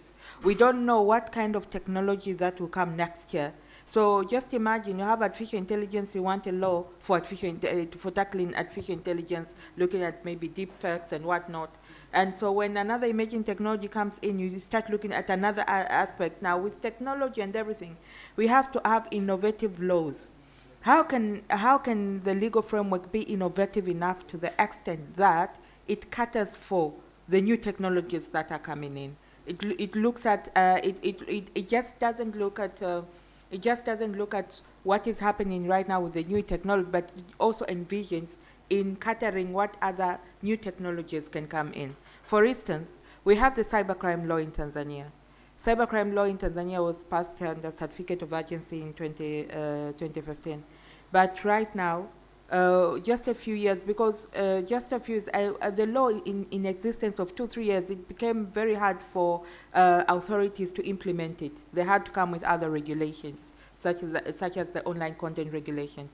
You look at a law which is addressing cybercrime and it has no mention of a cloud. And when you talk about data, you're talking about cloud, like you're talking about servers, you're talking about a different aspect which is not really tangible, as in according to how data is processed, how it is used, and how everything is done. Now the laws then will look into data minimization, as into making sure that everybody and everybody who processes or is part of that infrastructure that collects data gets to know how to minimize data. But another aspect, how can we strengthen it? I think media information literacy when it comes to data governance. As in, people don't know their rights when it comes to data governance, when it comes to their personal information. When I come to such a meeting, and I'm requested today I'm requested my, maybe bring your birth certificate. Should I just provide it because I've consented to this meeting, or can I ask, as in why the birth certificate? How does it align with this kind of conversation? How does it align with my engagement here? So yes, you have to look at that. Media information literacy for the citizens, like Lubara asked here that, so who knows about Jamii number? By the way, we've done a very good, we've done an excellent advocacy tool on Jamii number that you can get with. We've really done a comprehensive tool that will really help you understand what is Jamii number, what are the risks associated to it, what do we think that the ministry and government should do and add to making sure that once it fully materializes and fully enforced, it caters for everything that is required when it comes to data governance. So yes, maybe I'll end there. Thank you, Asha. Moving on, in terms of balancing security and privacy, how should governments balance the need for security and vis-a-vis, on the other side, respect for citizens' rights, particularly the right of privacy? Where do we draw the lines between legitimate use of data and surveillance? Maybe this time we start with the endangered species. Mr. Evans. Right. I think that Asha has actually talked about something which is very important. You talked about it from the perspective of literacy and information dissemination. Obviously, that is, sorry, I have a big voice. So basically, I think that one of the things that is lacking when you are making your presentation is the fact that when our governments are taking a step to do something, they do it as their own project. Hence, my interjection to ask whose project is this? There is no civic participation. There is no stakeholder engagement. And I believe that civic participation is one critical element that our governments normally forget. Now, my colleague talked about the government having stakeholder engagement meetings coming up. But when they were making the Personal Data Protection Act, was I consulted? Was I educated to be told why this is important? And then when you think about the civil society organizations and the role that they play in ensuring larger understanding within communities, unfortunately, in our countries, I don't know about Kenya, but I know that in Tanzania, the citizenry and the civil society organizations are only engaged and involved at the stamping period. So they made their laws, like they made the Personal Data Protection Act. There was also the issue of Electronic and Postal Communication Act of 2010. And I can name several of these policies in Tanzania that are actually talking about personal data. All these are made in oblivion, only brought out when now they need people to stamp it. So I believe that to balance security and data management, our government should actually start at the beginning, and that is by involving the people. You can involve the people either by going to the Ward C meetings. You can involve the people either by making sure that you work closely with other stakeholders, such as civil society organizations. TMC is here, you know. And this is a process that has to begin from the very beginning. And this way, I think that there is a lot that you save as a government when you start with the people and make people understand what they're doing so that they're not scared of surveillance. But we have surveillance. We have surveillance. Let me give you an example. Right now, in Tanzania, you cannot access X without VPN, right? And you're also told that if you actually access the content that is restricted using VPN, you are liable to be charged, right? But there is something that is happening, and this is very close to me, and I have been asking this question. There is the fiber movement by TTCL, right? We're supposed to be using the national fiber provision, right? But you cannot control, I can't control, I have it in my home, but I can't control my password. The password is centralized somewhere with TTCL people. I actually tried to change it, and I couldn't change it. So this means that my access to the network is actually being surveilled all the time. I was not told. There was no fine print behind any contract that said that this is what we are going to do. So even at the client perspective, you bring me service, but actually you refuse me to control my own password to access the same service that I'm buying from you. Right? So what I'm trying to get at is information sharing, transparency. The government has to be transparent. And I know that because of time, we will not talk about a lot of things, but in Tanzania, just a reminder, you are the lawyer now, but I'll just mention this. In Tanzania, we also have the Tanzania Intelligence and Security Services Act, which enables surveillance that can infringe on personal data, right? So they can actually override. They are able even to override your own password and just go and check onto your phone what is happening. Just yesterday, my phone was bugged. And someone called me to say that, oh, both your phones are actually redirected. I had to call Airtel to ask what's happening. Then they gave me some codes to actually unjam it. So this is intrusive, and we need policies that could actually tell us that you can only get to that point when someone can actually intrude into your own data privacy when there is something that is named after you, which is akin to crime, but not just in normal circumstances. And I think that there was a question which was asked, how can we protect our personal data? But especially when you think about the electoral processes. I think this is very difficult, especially in an environment like Tanzania, where we have restrictive conditions on our own data. We don't even own our own data. We don't even actually, I don't know where they're saving our data. So I think that for me, it's two things taken from this. One, involve people from the beginning. Find a way to get to people in the village who are using the kiswaswadus. You know the finger phones, the button phones? Find a way actually to get to them, because they also still get information from, like, jiunge na mashahidi, sijui momons, jiunge na momons upate fedha zaidi, and all this stuff, right? So we need to do that. But secondly, transparency. Transparency.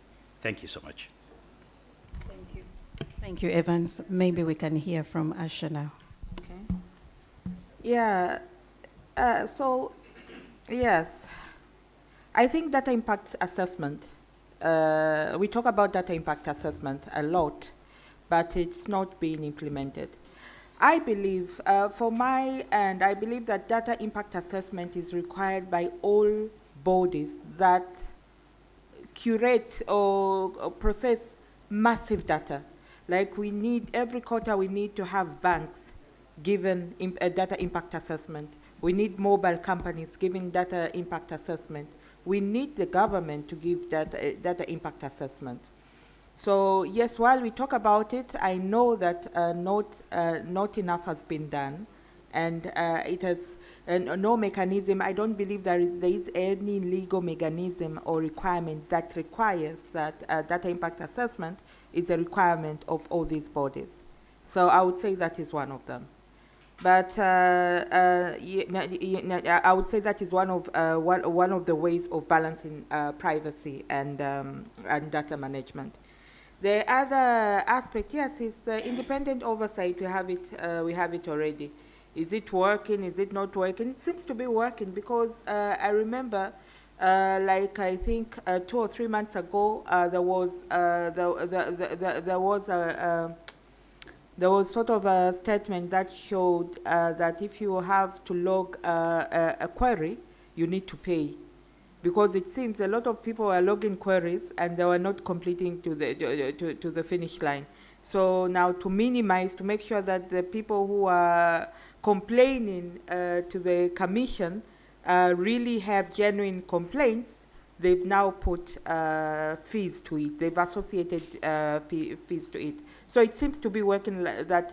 I think that also calls for, also gives hope that, okay, a lot of people now are aware and are using that service to the extent that the commission is overwhelmed.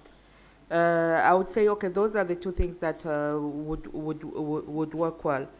The other aspect is infrastructure. The infrastructure we are looking at, the infrastructure we are using. So when you go to the migration portal, is it user-friendly? How does it collect that data? I think that's very important, because we sometimes we only tend to think about data that it is being processed and it has been collected. But the process of the person going through that tedious service that they require from the infrastructure that has been provided by e-government, that is also that is also an aspect to look at. As in, the infrastructure should be really friendly. The security detail, like the digital security to the infrastructure, should be really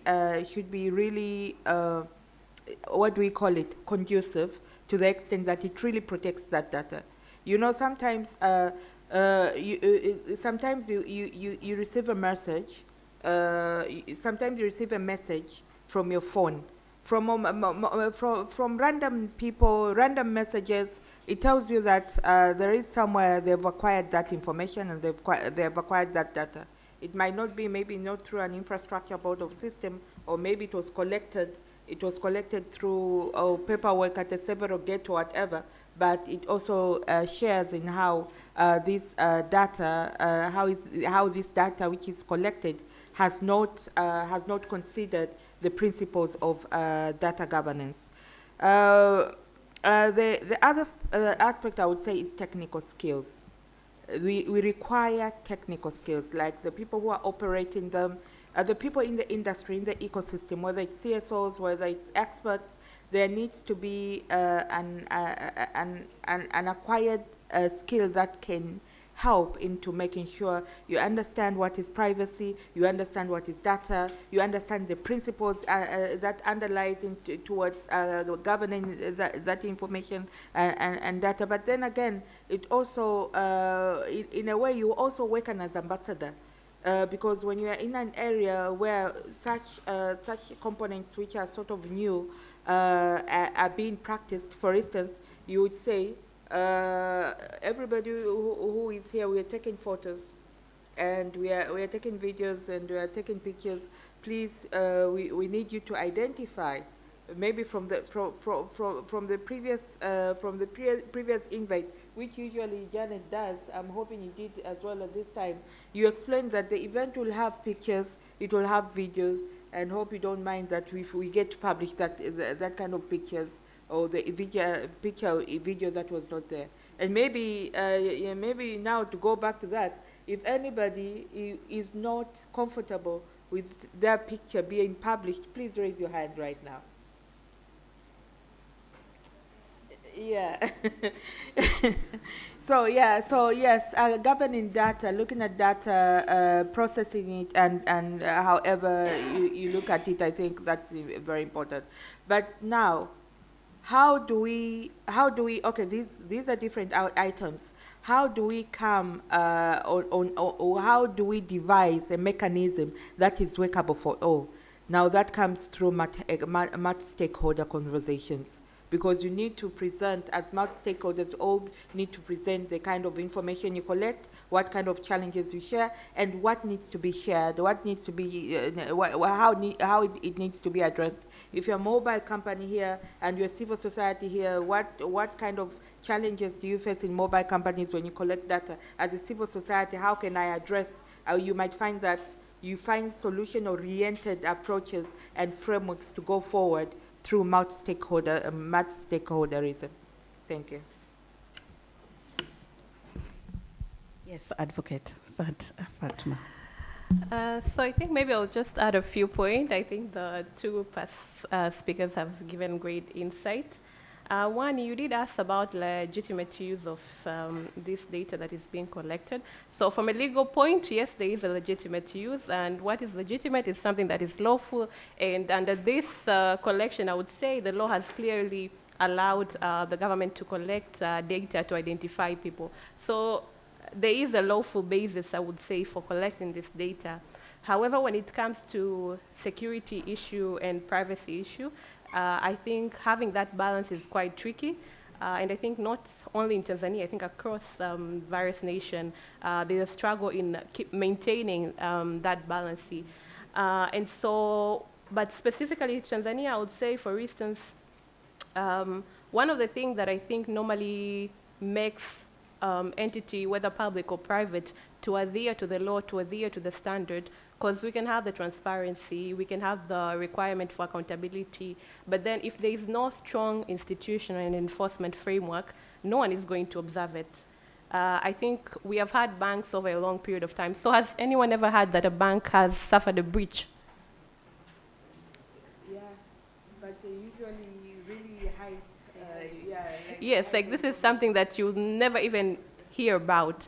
Yeah. And so when it comes from a consumer protection aspect, that is one thing that normally also makes people feel like nothing is really happening, because now it looks like this institution might suffer breach. They never tell us. We never hear the regulators saying anything. Like whatever happened is like hidden, like it's like at the back end. However, when you go to countries such as the EU, when someone suffers a breach, the fines are published, someone is being reprehended in public, and consumers can say, I'll now not use this vendor, I will use this vendor, and that is how you build an actual an ecosystem whereby people respect privacy, whereby people prioritize security. Because I think when you speak to most entities here in Tanzania, like, what is the need for this security? Why do I have to incur a lot of costs, because you speak about security, but that requires infrastructure, it requires more investment. And now, how do you convince people to invest in something that they don't see the implication, whether there is breach, whether there is no breach,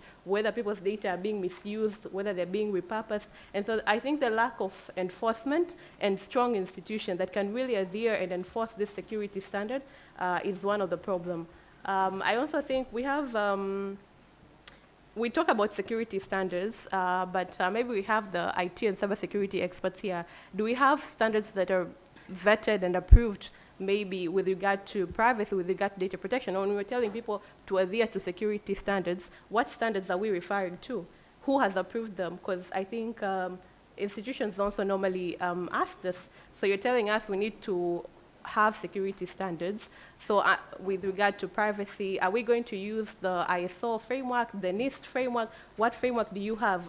What standards? So I think this also speaks to the people in the ecosystem that there has to be security standards that are developed here, that are approved here, that can really speak to the kind of security and privacy that we want, that relates to our law, relates to our standard. And so this is also something that I think is missing. I understand certain regulatory bodies such as BOT have certain standards with regard to cloud computing, but it's not across all sectors. Not everyone is obliged. And I think for government institutions specifically, maybe they rely on the IGA, but I'm not so sure of what standard and what guidelines they're following, because not all of this information, I think, is public. And of course, I just spoke about the lack of expertise, lack of skills. I think that's also a very other big challenge that I would like to maybe point out.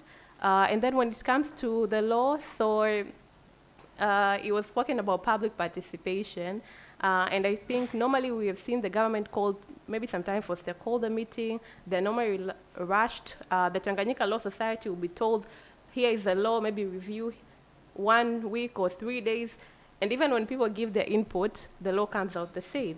And so we have to change that public participation, even if it's not yet very wide, maybe it's more stakeholders' participation, I would say. So, however, even the stakeholders' participation their input needs to be accommodated, rather than holding these stakeholders' public participation, and then these inputs are not factored into the law. And then it just becomes like a ticking box exercise. But also, I think even when the laws are passed, there's a need for the regulator to come up with guidelines, to come up with more explanation to build on the law, rather than normally just leaving them open as they are, because that is where interpretation, understanding becomes very difficult, and a lot of entity struggle. And so I think I'll end there, but I think I would say security and privacy in collection of such large data set is very important. And I would like to, I hope that our commission is taking into consideration and will hold accountable public authority, because this would speak to them specifically, as they will be sharing that data with third party, and it will be them who are the sole data controller with regard to this data. And so I hope the commission would hold the public authority responsible who are collecting this data. Quickly, I would like us to speak to exclusion and vulnerability risks. What groups are likely to be excluded by national ID systems, and what safeguards can we put in place to ensure that these groups are not excluded, or that they are actually included? In 1 minute. Yeah, let's start with you. I think the groups, the majority, when it comes to technology, the most vulnerable group is person with disabilities, and that is because assistive technology is very expensive. Because now with technology, the way we are using technology, for them it has to be in an assistive mode. Yes, we have smartphones. They also assist a lot for the deaf, for the blind. But then again, there are other tools which are also required to make sure that they can attain the kind of information that is required for them to get to understand how to value their privacy. You say just a minute, and so yeah, maybe I'll end there and the others will. Yes. Mr. Evans. For me, I agree with you, but to add on that, I believe that women and the youth are also actually would be advantageously impacted, especially those who dwell in the rural areas.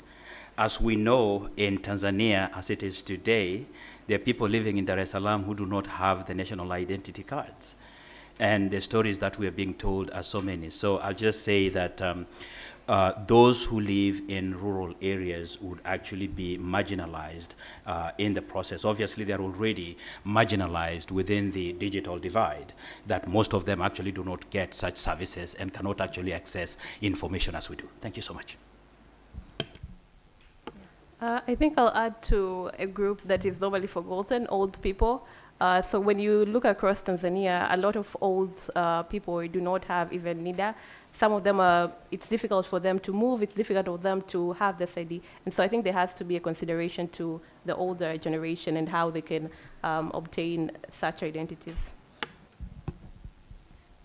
How can East Africa move towards harmonizing digital ID governance frameworks? What role should regional bodies like our own East African community, what can they play in ensuring that there is harmonization of digital ID frameworks? That's an interesting one. So before I answer, we'll come back to you again and maybe come back to us. Would we prefer harmonization or do we need standardization? Let's think about it. Let's pause and think about it that way. For me, as I said before, I declared that I'm a stakeholder engagement kind of a person. I would strongly say that we really need a huge presence in involvement of the citizenry. And that goes hand in hand with the question, whose responsibility is it to protect data, personal data? Whose responsibility? All along we've been talking about the government, and probably by extension we're talking about this in terms of policymakers. But whose responsibility really is it to protect data? Let me give you one example. I know that time is of essence here. In Dar es Salaam, there are all these booths where everybody is actually taking their identity cards to register their numbers. And then suddenly you realize that your details are being used by another person, right? And when it is being used by another person, then you ask yourself, did I need the government to come actually and do this for me? Or did I need myself to protect my data? When you travel to South Africa, when you travel to the UK or to the Americas, now even in Nairobi, when you go to Nairobi and you ask someone to register for you a number, because you're only there for 3 days, they say, no, do you have a passport? So one of the things is that our East African countries need to invest in education. Education. Secondly, I will leave the government. I will come to us, because the civil society organizations are also an arm of governance, isn't it? We need to do training. So, for example, we are here, and we talked about journalists. Someone talked about information dissemination. Do we have a journalist in the house? Anybody? Do we have a journalist in the house? From the Chanzo, from the Citizen? Anybody? But do we also know that right now, the majority of our media houses have online presence? So was it something that the organizer left out?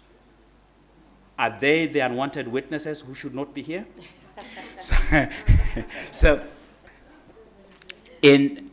I believe that this is what we need. We need actually to move away from looking at government. And I think that sometimes the question which asks, what should government do? We should actually move away from that and ask, what can we do as a collective? The reason why I'm saying this, our governments have failed us. We live in a clientele-based governing system, a system that needs to get, meaning that the person who is going to register their number at the booth by the side of the road, and then your ID card is being used to register the same number for another person, is not being surveyed by anybody else. Airtel needs their money, Vodacom needs their money. They only want actually to increase numbers. We have 2 million subscribers, right?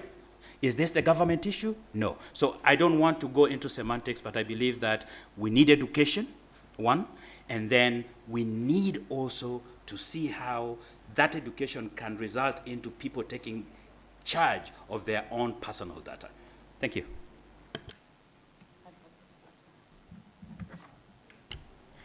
So I think for the East Africa community, I would say we need some sort of harmonization of the law. When you look at the Data Protection Act in Tanzania, in Kenya, in Uganda, in Rwanda, there are certain variances that do appear.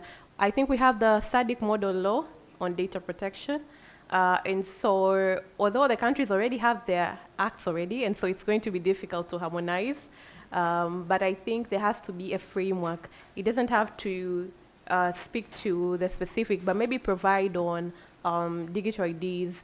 And when we look at, we have the East African passport, that was possible. So I think even when it comes to digital IDs, I think there should be a framework that can be worked for the interest of the whole East Africa. And I think we're looking at Africa going into AFCFTA, like the Africa Free Continental Trade Area. And so part of it is about trade. Part of it is going to be about digital identity, like online transaction, certification, and all these systems have to be in place. And so there's actually a need, I think, for East Africa, if we want to capitalize in this free continental trade area, that we push this agenda forward and have a framework for the East African community maybe already in place that maybe can even be adopted by other regional bloc. I think East Africa community is one of the very active bloc in the continent. And so I think all countries have a role to play to come up with a framework that can really speak to how we want the digital IDs to function in our community and even at Africa at large. I would like us to handle interventions, something that we can speak to, immediate interventions that can improve privacy safeguards in our national ID systems. We seem to have a lot of issues there, but what are some of those things that we can suggest as immediate interventions? And I would want to start with Asha, and just one or two in 1 minute. And you can include also lessons that we can draw from the region, from ourselves, and as well as global practices, if you can actually include that as well. Thank you. Yeah, the interventions for that can help to improve safeguards in national ID systems. Okay, I think into that, cybersecurity comes as the top layer. Like cybersecurity has to be very secure, the firewalls has to be very secure, the interface, the infrastructure of the information system has to be very secure to be able to protect any kind of information which is collected. But secondly, it is skills now. Skills for the users, because now these systems, when they come in, sometimes they're so advanced to a layman. Like for a person to be able to access and use, they have to be using maybe mobiles. They have to be using maybe mobiles, computers at their work, and even then you also get glitches. You know, you you consider yourself an IT expert, but you go to a certain information system that is service that delivers service, and it's very hard for you to use. So now that kind of mechanism into making sure that any kind of person can use I think that's very important. Well, the lessons, cybersecurity, Tanzania has been considered as one of the countries with an excellent information systems when it comes to service delivery. So I would say that that could be a lesson learned from other systems. And I do hear also that countries such as there is a certain information system that we had the South Africans come in and learn from Tanzania. We've had Congo come in and learn from Tanzania. So Tanzania has been really praised when it comes to information systems. Although the information systems are usually very hard to use by a lay person. So I think when they compose and bring them, they adapt them from a universal high level, and the Western countries usually they have citizens who are more literate to technology compared to similar countries like Tanzania. Evans? One immediate intervention? I think that I said it already, and that is we need an enhancement of public awareness, and this has to be done through campaigns and not in the firefighting mode, but in a calculated way that will allow the citizenry and other stakeholders to understand this. Akin to that, or aligned with that, is a lot of these policies are written in foreign languages. And so the common man in the village will not understand what is being written. And even if it is written in Swahili, it will be rendered. It is rendered actually in a more technical, legal, terminologies which will not be understood. So we need popular versions of such policies so that they are well understood by the people. Thank you. Advocate Fatuma. So I think for me, I will stress on transparency. What is being collected, how is it being shared. I normally struggle with knowing that there's a chip in our leader IDs. I hardly believe it, but it's an information that you'll never find it anywhere. And so when we speak about digital identity, I think there has to be transparency from the collection, the use, up to the end, whether there will be revocation. If there is revocation, what are the criteria for someone's NIDA or JMI number to be revoked? And there's a lack of transparency in the whole process. And I think the other one will be the access and rectifications, right, that I think are missing. I think they're there, but it's very difficult if you want to change your information. There are no proper, easier tools or system to do that, and I think that has to change if we really want to have correct data that is accurate, that can enable the use of that information for the purpose and enable it to be fit. So I think there has to be mechanism on how to access that data, on how to rectify that data or correct the data that is sitting with these authorities. So thank you. Okay, Evans. Right. I just needed actually to remind us that in most cases when our policymakers make these policies, they make policies which may not even be understood by their own people who are implementing, right? So I would also go and say that we need enforceable policies. Enforceable policies, you talked about technical scales. We need technical scales also within those government departments which actually manage this kind of portfolios. Thank you. Thank you so much. And as we prepare to open it up to the wider audience, I just want to recap a few highlights, things standing out from the panel in regard to strengthening oversight mechanisms for accountability. Strongly, there were collaborative initiatives being proposed, innovative frameworks, and on balancing security and privacy. That is difficult, for sure. We still grapple with it as countries, but even those that are advanced. But in this, there was strong leanness to meaningful participation of the citizenry, then information sharing and transparency, and examining the infrastructure, ensuring that the oversight mechanisms are independent, and implementation of the data impact assessments, technical skills, and a multi-sector approach. I think that is also something that can be explored. Then groups that are at risk, they are very interesting. Those that we have persons with disabilities, women and youth, old persons, but generally those who are in rural areas.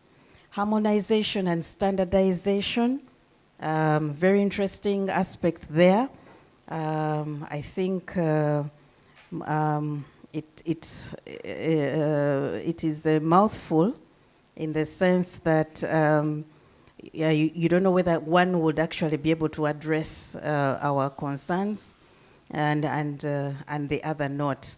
Maybe both, depending on what the issues are, but strongly involvement of the citizenry, creation of awareness, and for immediate interventions, there's a need to improve cybersecurity infrastructure, which is very, very critical.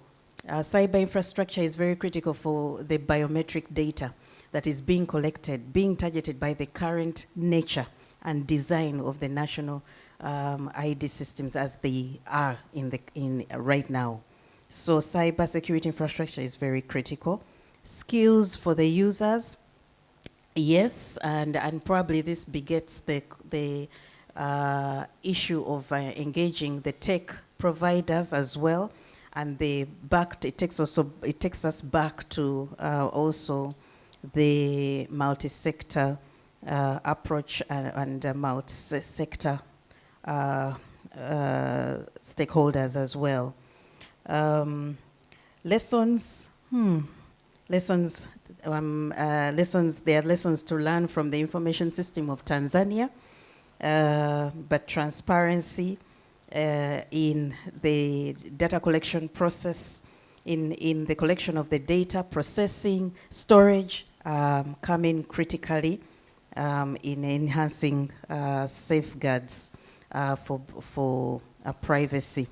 So I would like at this juncture to open it up for the rest of the participants, and in the next 10 minutes, I would like us to speak to these aspects. The challenges you've observed in practice with national ID systems, which reforms should be prioritized in the short term, how can young legal minds contribute to shaping these reforms? And the mic will be moving around, so you can make contributions along those lines. Thank you.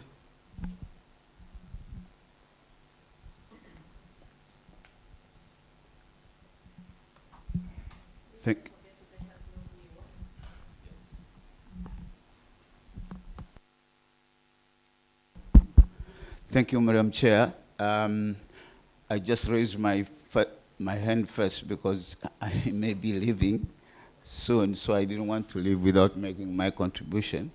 But I think I should also declare interest in this meeting. I don't know how this lady invited me. I wanted to see how she identified me, but I think my name is Dr. John Kiaruzi. I was teaching at this university for 15 years. I'm the founder of the Smart Card system. If you know the Smart Card system, it was then called Smart Campus. I'm the founder of the African Virtual University, which we use to teach 20 universities from the University of Dar es Salaam. But I'm also the founder I'm the designer, the supervisor, the implementer of the national ID system. I've been working on that system for over 10, 15 years. So I was the transaction advisor for the system. So I'm kind of a Bible of the national ID. But I should echo what she said. The national ID system of Tanzania is the best. Actually, not in Tanzania, in Africa. It has won a couple of awards. And you said it very well, that the legal framework has to go along with the design framework of the national ID.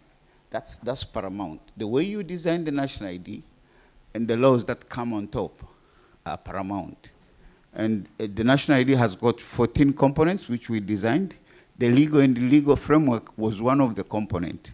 And I'm glad that the people that I worked with to develop that, one of them, the head, was Professor Mchome. I think he comes from this faculty. So the national ID has a legal framework.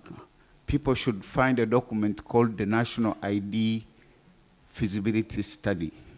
That document, I keep urging the CEO to make it public because it provides the framework upon which the national ID was built.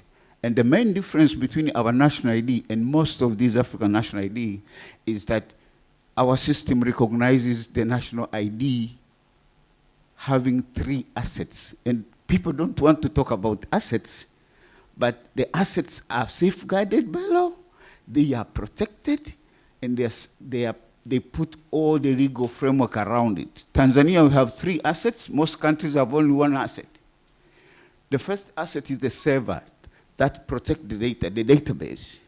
The database for the national ID is a very critical asset that needs to be protected at all times. And the second asset is the national ID number. The number itself is an asset, so we protect that number. The Tanzanian national ID number is not like a random number like the voter's registration number. No, no, no, no. It's an asset. It defines you.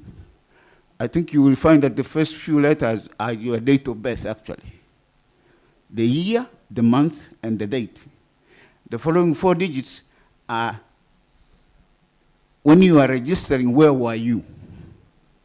And the following ones, what is the number in the queue when you are registering? And the last 2 digits, so the mathematicians will know they are check digits. In other words, you can't alter these numbers. If you alter them, the last 2 digits will not agree. So they are computed to protect the numbers. So it's an asset. And the third asset is the card itself. When we give you the national ID card, we protect that card. So I'm making about 2 or 3 clarifications around it because sometimes people forget to understand it. The expiration date on the national ID card, actually they have removed it, but it's a misunderstanding. It must be there because most of your biometric elements in 10 years, they will not look like you. Your fingerprints will change, your face will change, and some of your biometrics will change. So if I don't refurnish them in the system, you will put your fingerprint, or you show me your picture, which is not you. Some people will get accident, they break their hands. What do you do? So you say, put your fingerprint, but I don't have a fingerprint. I got an accident. So the refreshment of your biometric is the essence for change and not your ID system, no. So we want you to refurnish your card, but most of the information will stay the same, but will be refinished. Now, I want to make sure that that's an issue. The second clarification, which is a challenge in the legal sense, which we have made a mistake because it's about 7 years since I left. But some of the things are changing because people don't get into the physical. I think we should put in the recommendation is that there are 2 types of assets. There are privates and the public ones, the information. There are information that you cannot use without my how do you call it? My consent. And there are information that we can use without your consent. Now, for example, you get an accident. Your blood group, how do I get your blood group? It's on your card. So I go on your card, I don't have to ask or take measurement, I only go to the card and read your blood group and then give you the blood. So that information somehow will be public so that the doctors can retrieve it as you want. So the problem we have now, I was part of the laws, and I was actually moving hand in hand with Professor Jome to make sure that it doesn't disturb the IT as they put up the laws, is that the information which we put on your card, on top of the card, should be public by nature. The mistake we have made is now to put the signature on top of the card. We presented to people, don't put signature on top of the card because that is the source of identity theft. The initial cards that we had, the one that I have, didn't have signature on top of the card. But somehow somebody misled the president. He said this card is not good because the signature is on top. The moment you put the signature on top, I can forge it. I can take your identity. So I think that should be protected by law. It is missing into the laws that we made. That is critical. What is it that should be public, and what is it that should be private? The private ones are in your card. For those people who don't know, the Tanzanian card has got 10 pockets inside that smart card. You have 10 pockets. 3 of those pockets, 4, they take your biometrics. So you are working with your signature, you are working with your photo, you are working with some of this information that you brought us. So that when I see you in the bush, I only need a gadget to put in and retrieve your signature. So if it is you, you can sign and I can compare the one I see in your card with the one you have. So I wanted to make that clarification. The last challenge that I wanted to make, of course, I haven't read your paper, but I think I can comment on it if I go through it. I send you privately, or I can meet you. But the last challenge that we have, I hope my lawyers will help me on this, to put it as a matter of principle. There are a few questions. That the AI system that is now coming is a very big thing. It's going to affect that badly. When I was designing the national ID, we had a single case. I think I should mention it.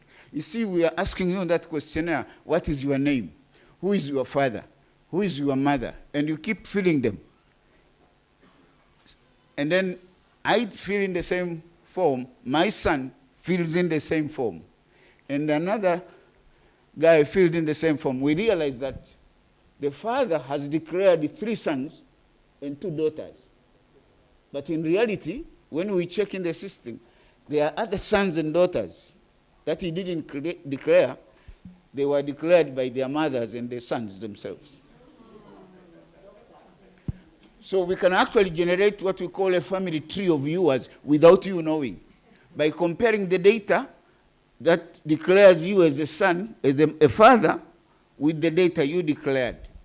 So now those guys in the back office, my experts, one of them bleached the contract. He went to tell the wife of this guy that I think your husband has got more sons than you declared. That should be protected. That's an information, that's a privacy issue.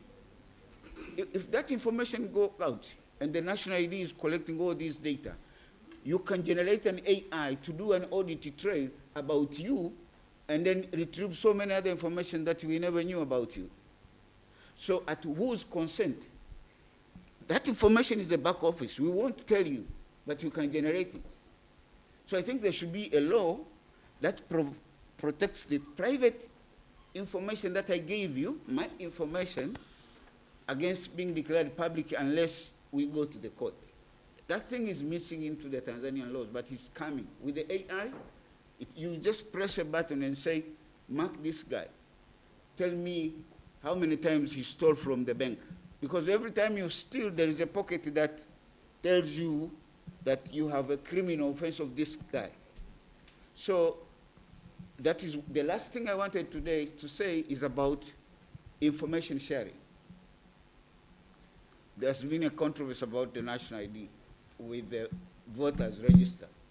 I was in that room. I told them, forget about national voters register. Why do you need the national voters register when you have registered all the people who you know their age? You have stored all the age. All you need is to say, let's go and vote, bring your national ID card, slot in the card, put your fingerprint, select who you are voting, and you are done. The problem with doing that is that you can't forge the voters register. You can't forge. Because the moment you vote with your fingerprint, I block that pocket that this guy has already voted. So it doesn't really matter where you go in Tanzania. When we introduced that, we told them the national electrical is on this card, the national ID card. You don't need any other system. On that card, you have a pocket that is actually money. You don't need CRDB bank money. You can load that money onto that card. And I was fighting them on these buses that, why don't you put a bus system that takes money from my national ID? You're just putting chaos on track to buy multiple cards. Why? So we have all that. So our card is the topmost, most expensive card in the world. So from the information sharing point of view, it works both on the will of the people. The electrical people told me, Karuzi, stay with that pocket of electrical. We are not going to use them. We will collect our own new data. We will find our own people, and we will create our own database, which is totally a wastage of resources, because I'm working with me myself. All you need is a small gadget, you slot it in. So the national ID is actually an interface to share a lot of information. And that's why the difference between the national ID now and this new ID, how do you call it? Jamii card, is simple. It solves one challenge. When we were designing it, the existing law says only 18 plus should be registered with national ID. But without changing anything, we were asking them, why not give somebody a number right from the birth, and we keep the data? Only after 10 years, we keep refreshing them. A new ball with fingerprints will not work, but after 10 years, she will come and review her fingerprint. And then we put a new fingerprint onto her smart card. And that's the reason for the expiration. So the expiration is to collect new information about you that has changed. It has nothing to do with renewing or denying you the national ID. No, no, no, no. So we should be talking about correctly. So you will need to change it anyway. If you give a smart card as a small child with that fingerprint, it doesn't work. After 10 years, 5 years, he got an accident, he doesn't have one hand. What do? The eyes are no longer seeing, somebody is blind. So after some point, you have to refurnish your database and the information on the card. Having said that, I would wish to be one of your stakeholders, because I'm a smart card guru. I'm a member of Smart Card Africa. So I think I have more information on the legal side. And I stayed with Professor Nchome for 3 years. I'm actually a converted legal person now, as far as the smart card is concerned. So thank you very much. I may be leaving after some point if the time allows.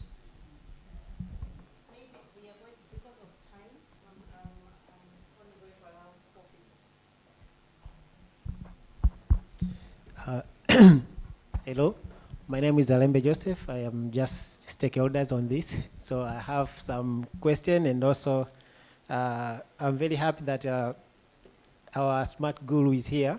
So I have questions regarding the critical infrastructure that manage the data concerning the ID card. So we have seen many cases. For example, AU in 2016, I think. Yeah, 2016, regarding the data breach from the African Union, because they just invested on the infrastructure from the China. So we are asking about the infrastructure that is managing the data on the server regarding the national, where they come from. Because sometimes when we import these chips that we install our data, sometimes there might be some of the breaches on a by designs. So that's one. The second, thanks my brother just brought an issue concerning the education and information dissemination. The question I would ask for the room. So how many of us here learn about the load safety and sign? At what age? Load sign and safety, load accident. I think most of us, we learn those things from primary school. Yeah. So when it comes to other things, which is very critical, we are using it day to day, but the information is not on the very ground level. So which means we create a gap that people understand the concern regarding what the value, the digital space bring to their lives, because the information is not there. So thank you very much for that. And Madam, sorry, I have to ask a question regarding your presentation concerning the, the benefit and opportunity regarding the, biometric data on the supporting AFCFTA seamless trading. I actually don't understand what is all the opportunity. Yes, you mentioned some of them, like regarding financial market and, to boost the economy, but I don't understand how biometric data going to boost this economy. Thank you very much.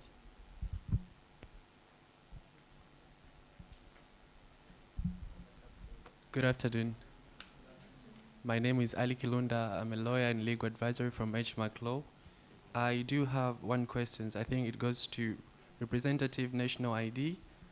And with the challenge that existed in Kenya, as we are approaching to the national general elections, now with an integrated system from NIDA to Independent National Electoral Commission, how do we ensure that national digital ID system are not repurposed for electoral or political objective in ways that undermine democracy and citizen trust? Thank you.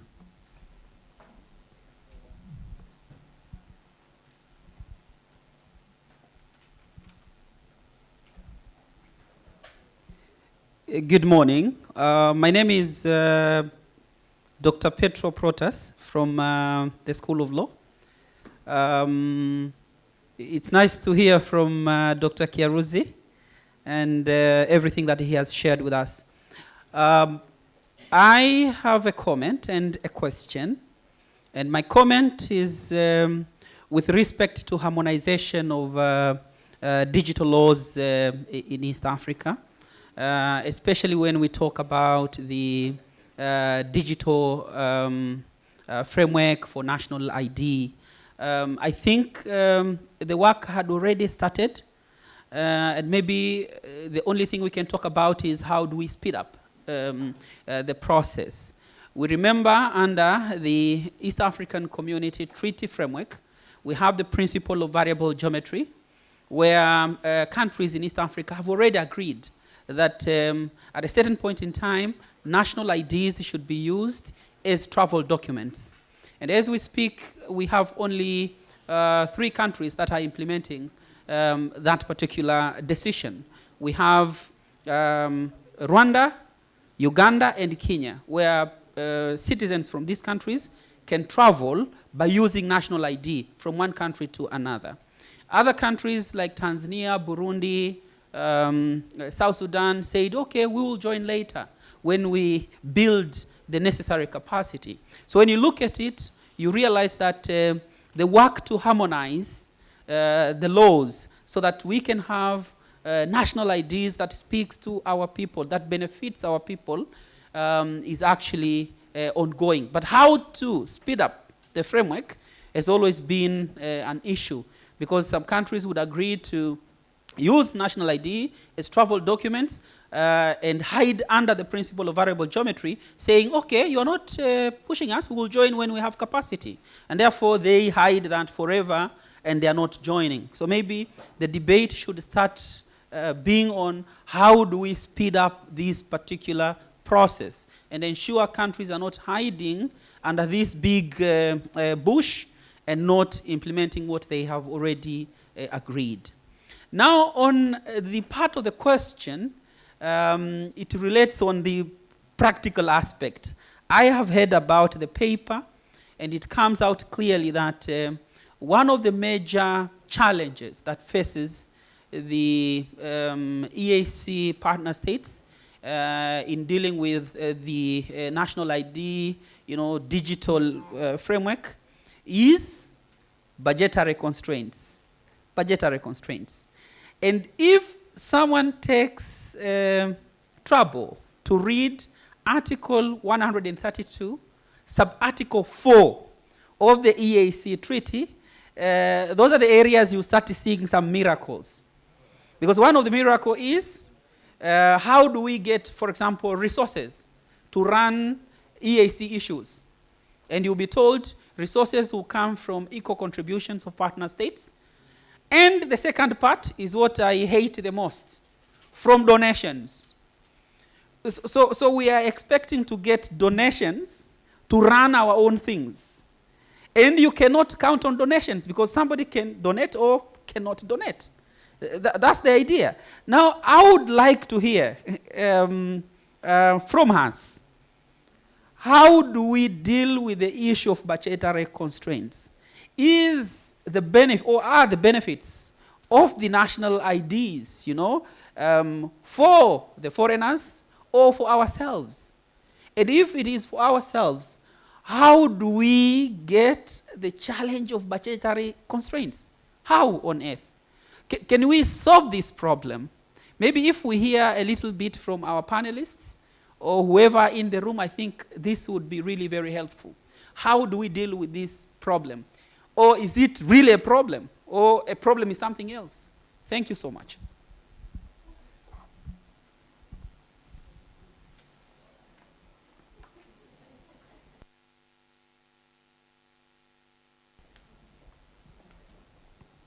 Yeah, I think I'll go with the last one. So the geopolitics right now are changing. I think we've seen how the U.S. runs narrative at a global scale. Like we've seen how the Trump administration has changed narrative when it comes now to money and donation. It is also, the effect is sort of rippling over.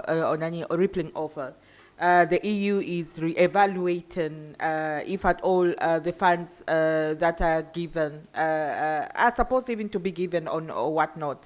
I have seen, for instance, here in Tanzania, we had this program that was designed for 6 years.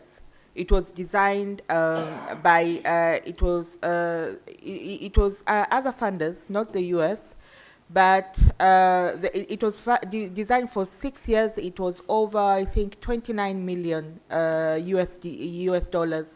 And now it has also changed. It was designed, it was implemented, the call was done. There is an institution that got that amount. It started implementing, and now those funders have switched.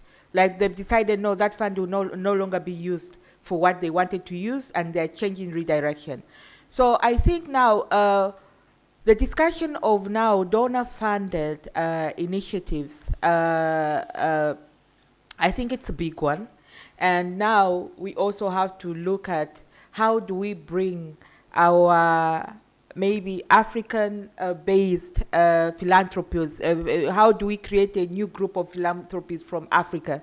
We create, as in Africans, we contribute a lot of money in other things, but we can't contribute to matters of development or the discussion we're having right now here. So this is a really complex discussion that requires new discussions, requires how do I go today and convince a person like Mo Dewji to be a funder? How do I convince GSM to be a funder, apart from a corporate responsibility? So I think, yes, that's a challenge. And the truth is, it has been stipulated that way because those are the sources of information, the source of funders who have been for years ready to cater for that, and their strategies, their implementations all cater around addressing such challenges and giving a chunk of money at making sure that you address that. So there is no one answer for that. We need more discussions into making sure we bring new philanthropies, making sure that we find ways to mobilize these resources. And then again, also, maybe also look at a social enterprise way of running things. Instead of just as a non-for-profit, maybe also a profit aspect to it, where you can bring money, leveraging expertise and skills that an entity has. Yeah, thank you. That was a big question. And thank you, Asha, for what you've said. Now, In the course of our discussion here, there has been several keywords that have actually popped out. And if you asked me from a gleaner's perspective, I would say that one of those keywords would actually come from that young man, the learned friend over there, repurposing the African political will. Africa is a continent that is endowed with a lot of natural resources. And when we talk about our projects, and we talk about donors, and we talk about development partners, it normally invokes a very bitter sense in my tongue of leaving the colonial world many years after Africa gained its independence. And I'm going to talk from a post-colonial narratives. And this is nothing to do econometrics. I failed in mathematics, so I won't claim that at all. But I don't know how much we have read. I'm not saying that you have not read. You've read in your area, I've read in my area. There is a writer called Frantz Fanon. How many of you know about Frantz Fanon? No one. Okay, one. I know she would know it. How many of you know about the title, The Wretched of the Earth? How many of you know of the title called How Europe Underdeveloped Africa? Now, Frantz Fanon is talking about how the development of our continent was conceived outside of our boundaries. And the people who assumed leadership in the post-colonial Africa did not learn to unlearn the colonial paths of servitude. Am I making any sense at all? To divorce ourselves from dependency theories that are destructive for our own environment, we need to have proper ownership of the processes. And to start with, Tanzania, for example, I work with artisanal and small-scale miners most of the time. And we are told that actually they contribute to the GDP at a tune of 40% per year. Imagine the money that the government collects from there if it was distributed in a way that could actually support such infrastructures that requires awareness creation on data protection and management among community members. If the same CSR money or skill transfer, which the investors really need to give in one way or another, could actually be used to set up a stronger data protection and management center in the East African region. Let me tell you, Uganda just hit a massive deposit of gold. Isn't it true? Tanzania have been mining gold since 1840. Kenya in Rongo region are actually now having gold, and in Busia region. Right now we are talking about critical minerals for energy transition. And Africa is full of it. The East African region is full of it. But what do we suffer? We suffer what we call illicit financial flows. Illicit financial flows. Your question, as my colleague Asha said, cannot be answered in a linear manner because it has different throngs. But one thing I can tell you, how can we handle the budgetary issue, not just for data protection issues and management, but for African-based development? One, we need a very, very selfish, if you may, selfish use and management of our resources. That's one. Secondly, we need, I don't know whether we need African philanthropies, because the philanthropic world has actually screwed us up. Forgive my French. We don't need philanthropies. We need social entrepreneurs. Those who can work within communities, utilize resources in those communities, use knowledge, developmental knowledge from those communities to bring these communities up. In that sense, we are going, and please, this is not the total answer to your question, this is just part of it. In that sense, as I was saying about the issue of data protection and management, we will create a sense of ownership of the processes. We will create inclusive development that each part, each member of our society is proud of. And third, we will have a generational wealth at the national level that will address these seeming small fevers that we have socially, economically, and environmentally. Thank you so much. Thank you, Mr. Evans. I want to see if there were other questions. Okay. I just want to add my voice on the issue of resources and that my colleagues here have contributed to. I want to add and extend the discussion that we can also explore public-private partnerships. That is one of the avenues that we could look at in dealing with budgetary constraints internally in our countries. The other issue is on rethinking. We need to interrogate and rethink the security budgetary allocations. The money that we allocate, or the budgets that we allocate to security in our countries, needs to be rethought. We spend a lot of time, we are not under war, and yet year in, year out, there are huge, huge allocations that are given to the security sector at the expense of other critical sectors like health, for example. So we need to interrogate that. But obviously, the aspect of budgetary constraints, resources for generally development in Africa, we cannot exhaust it today.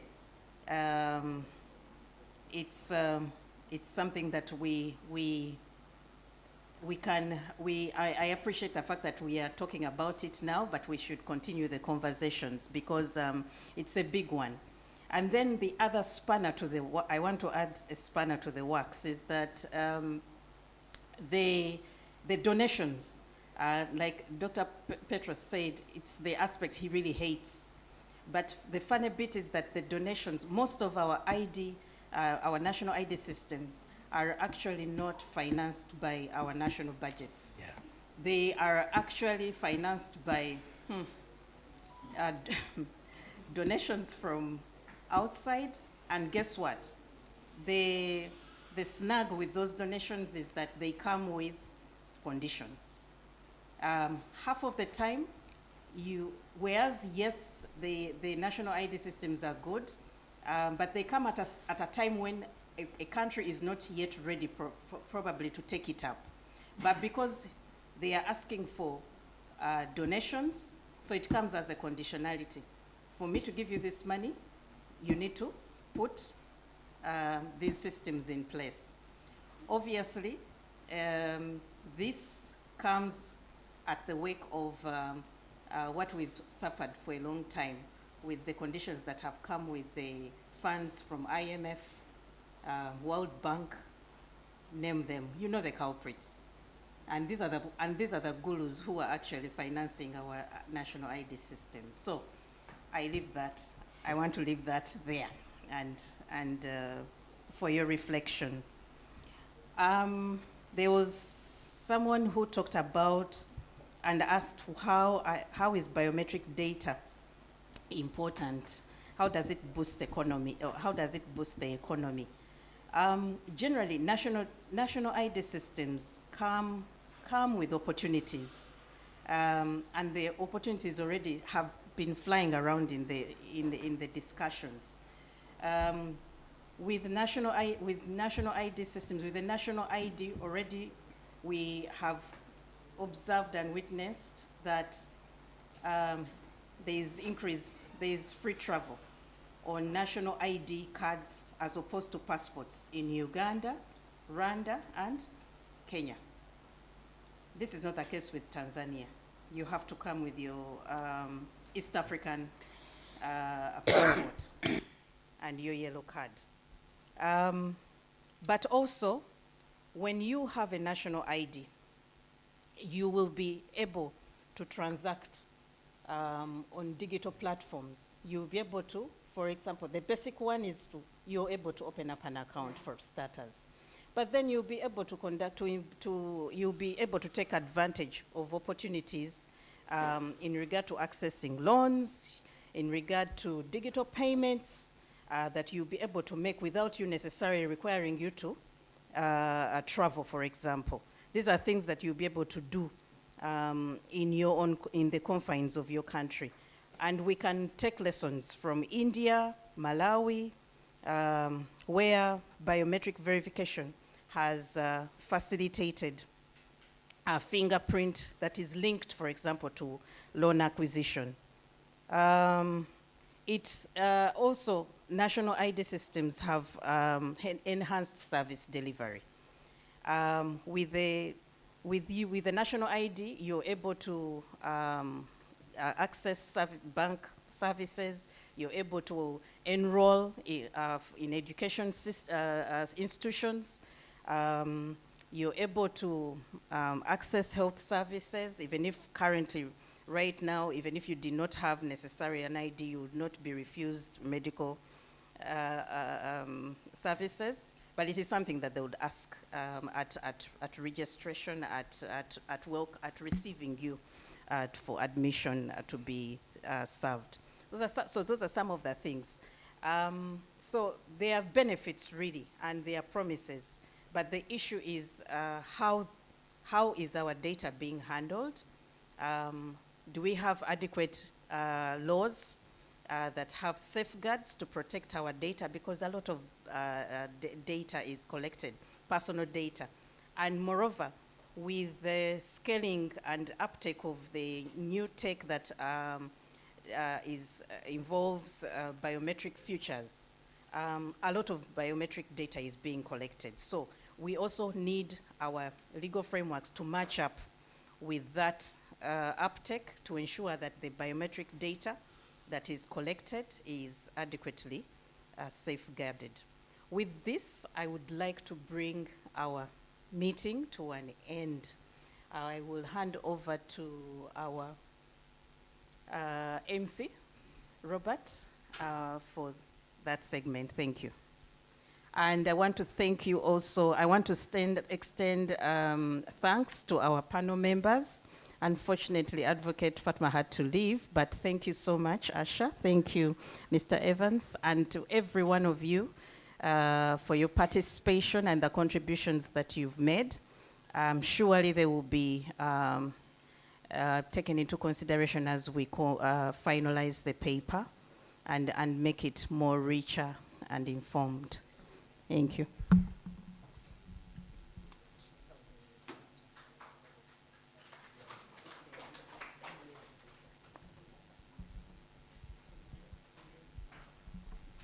Thank you all for joining with us today for the session and for sharing your perspectives on this timely and important discussion.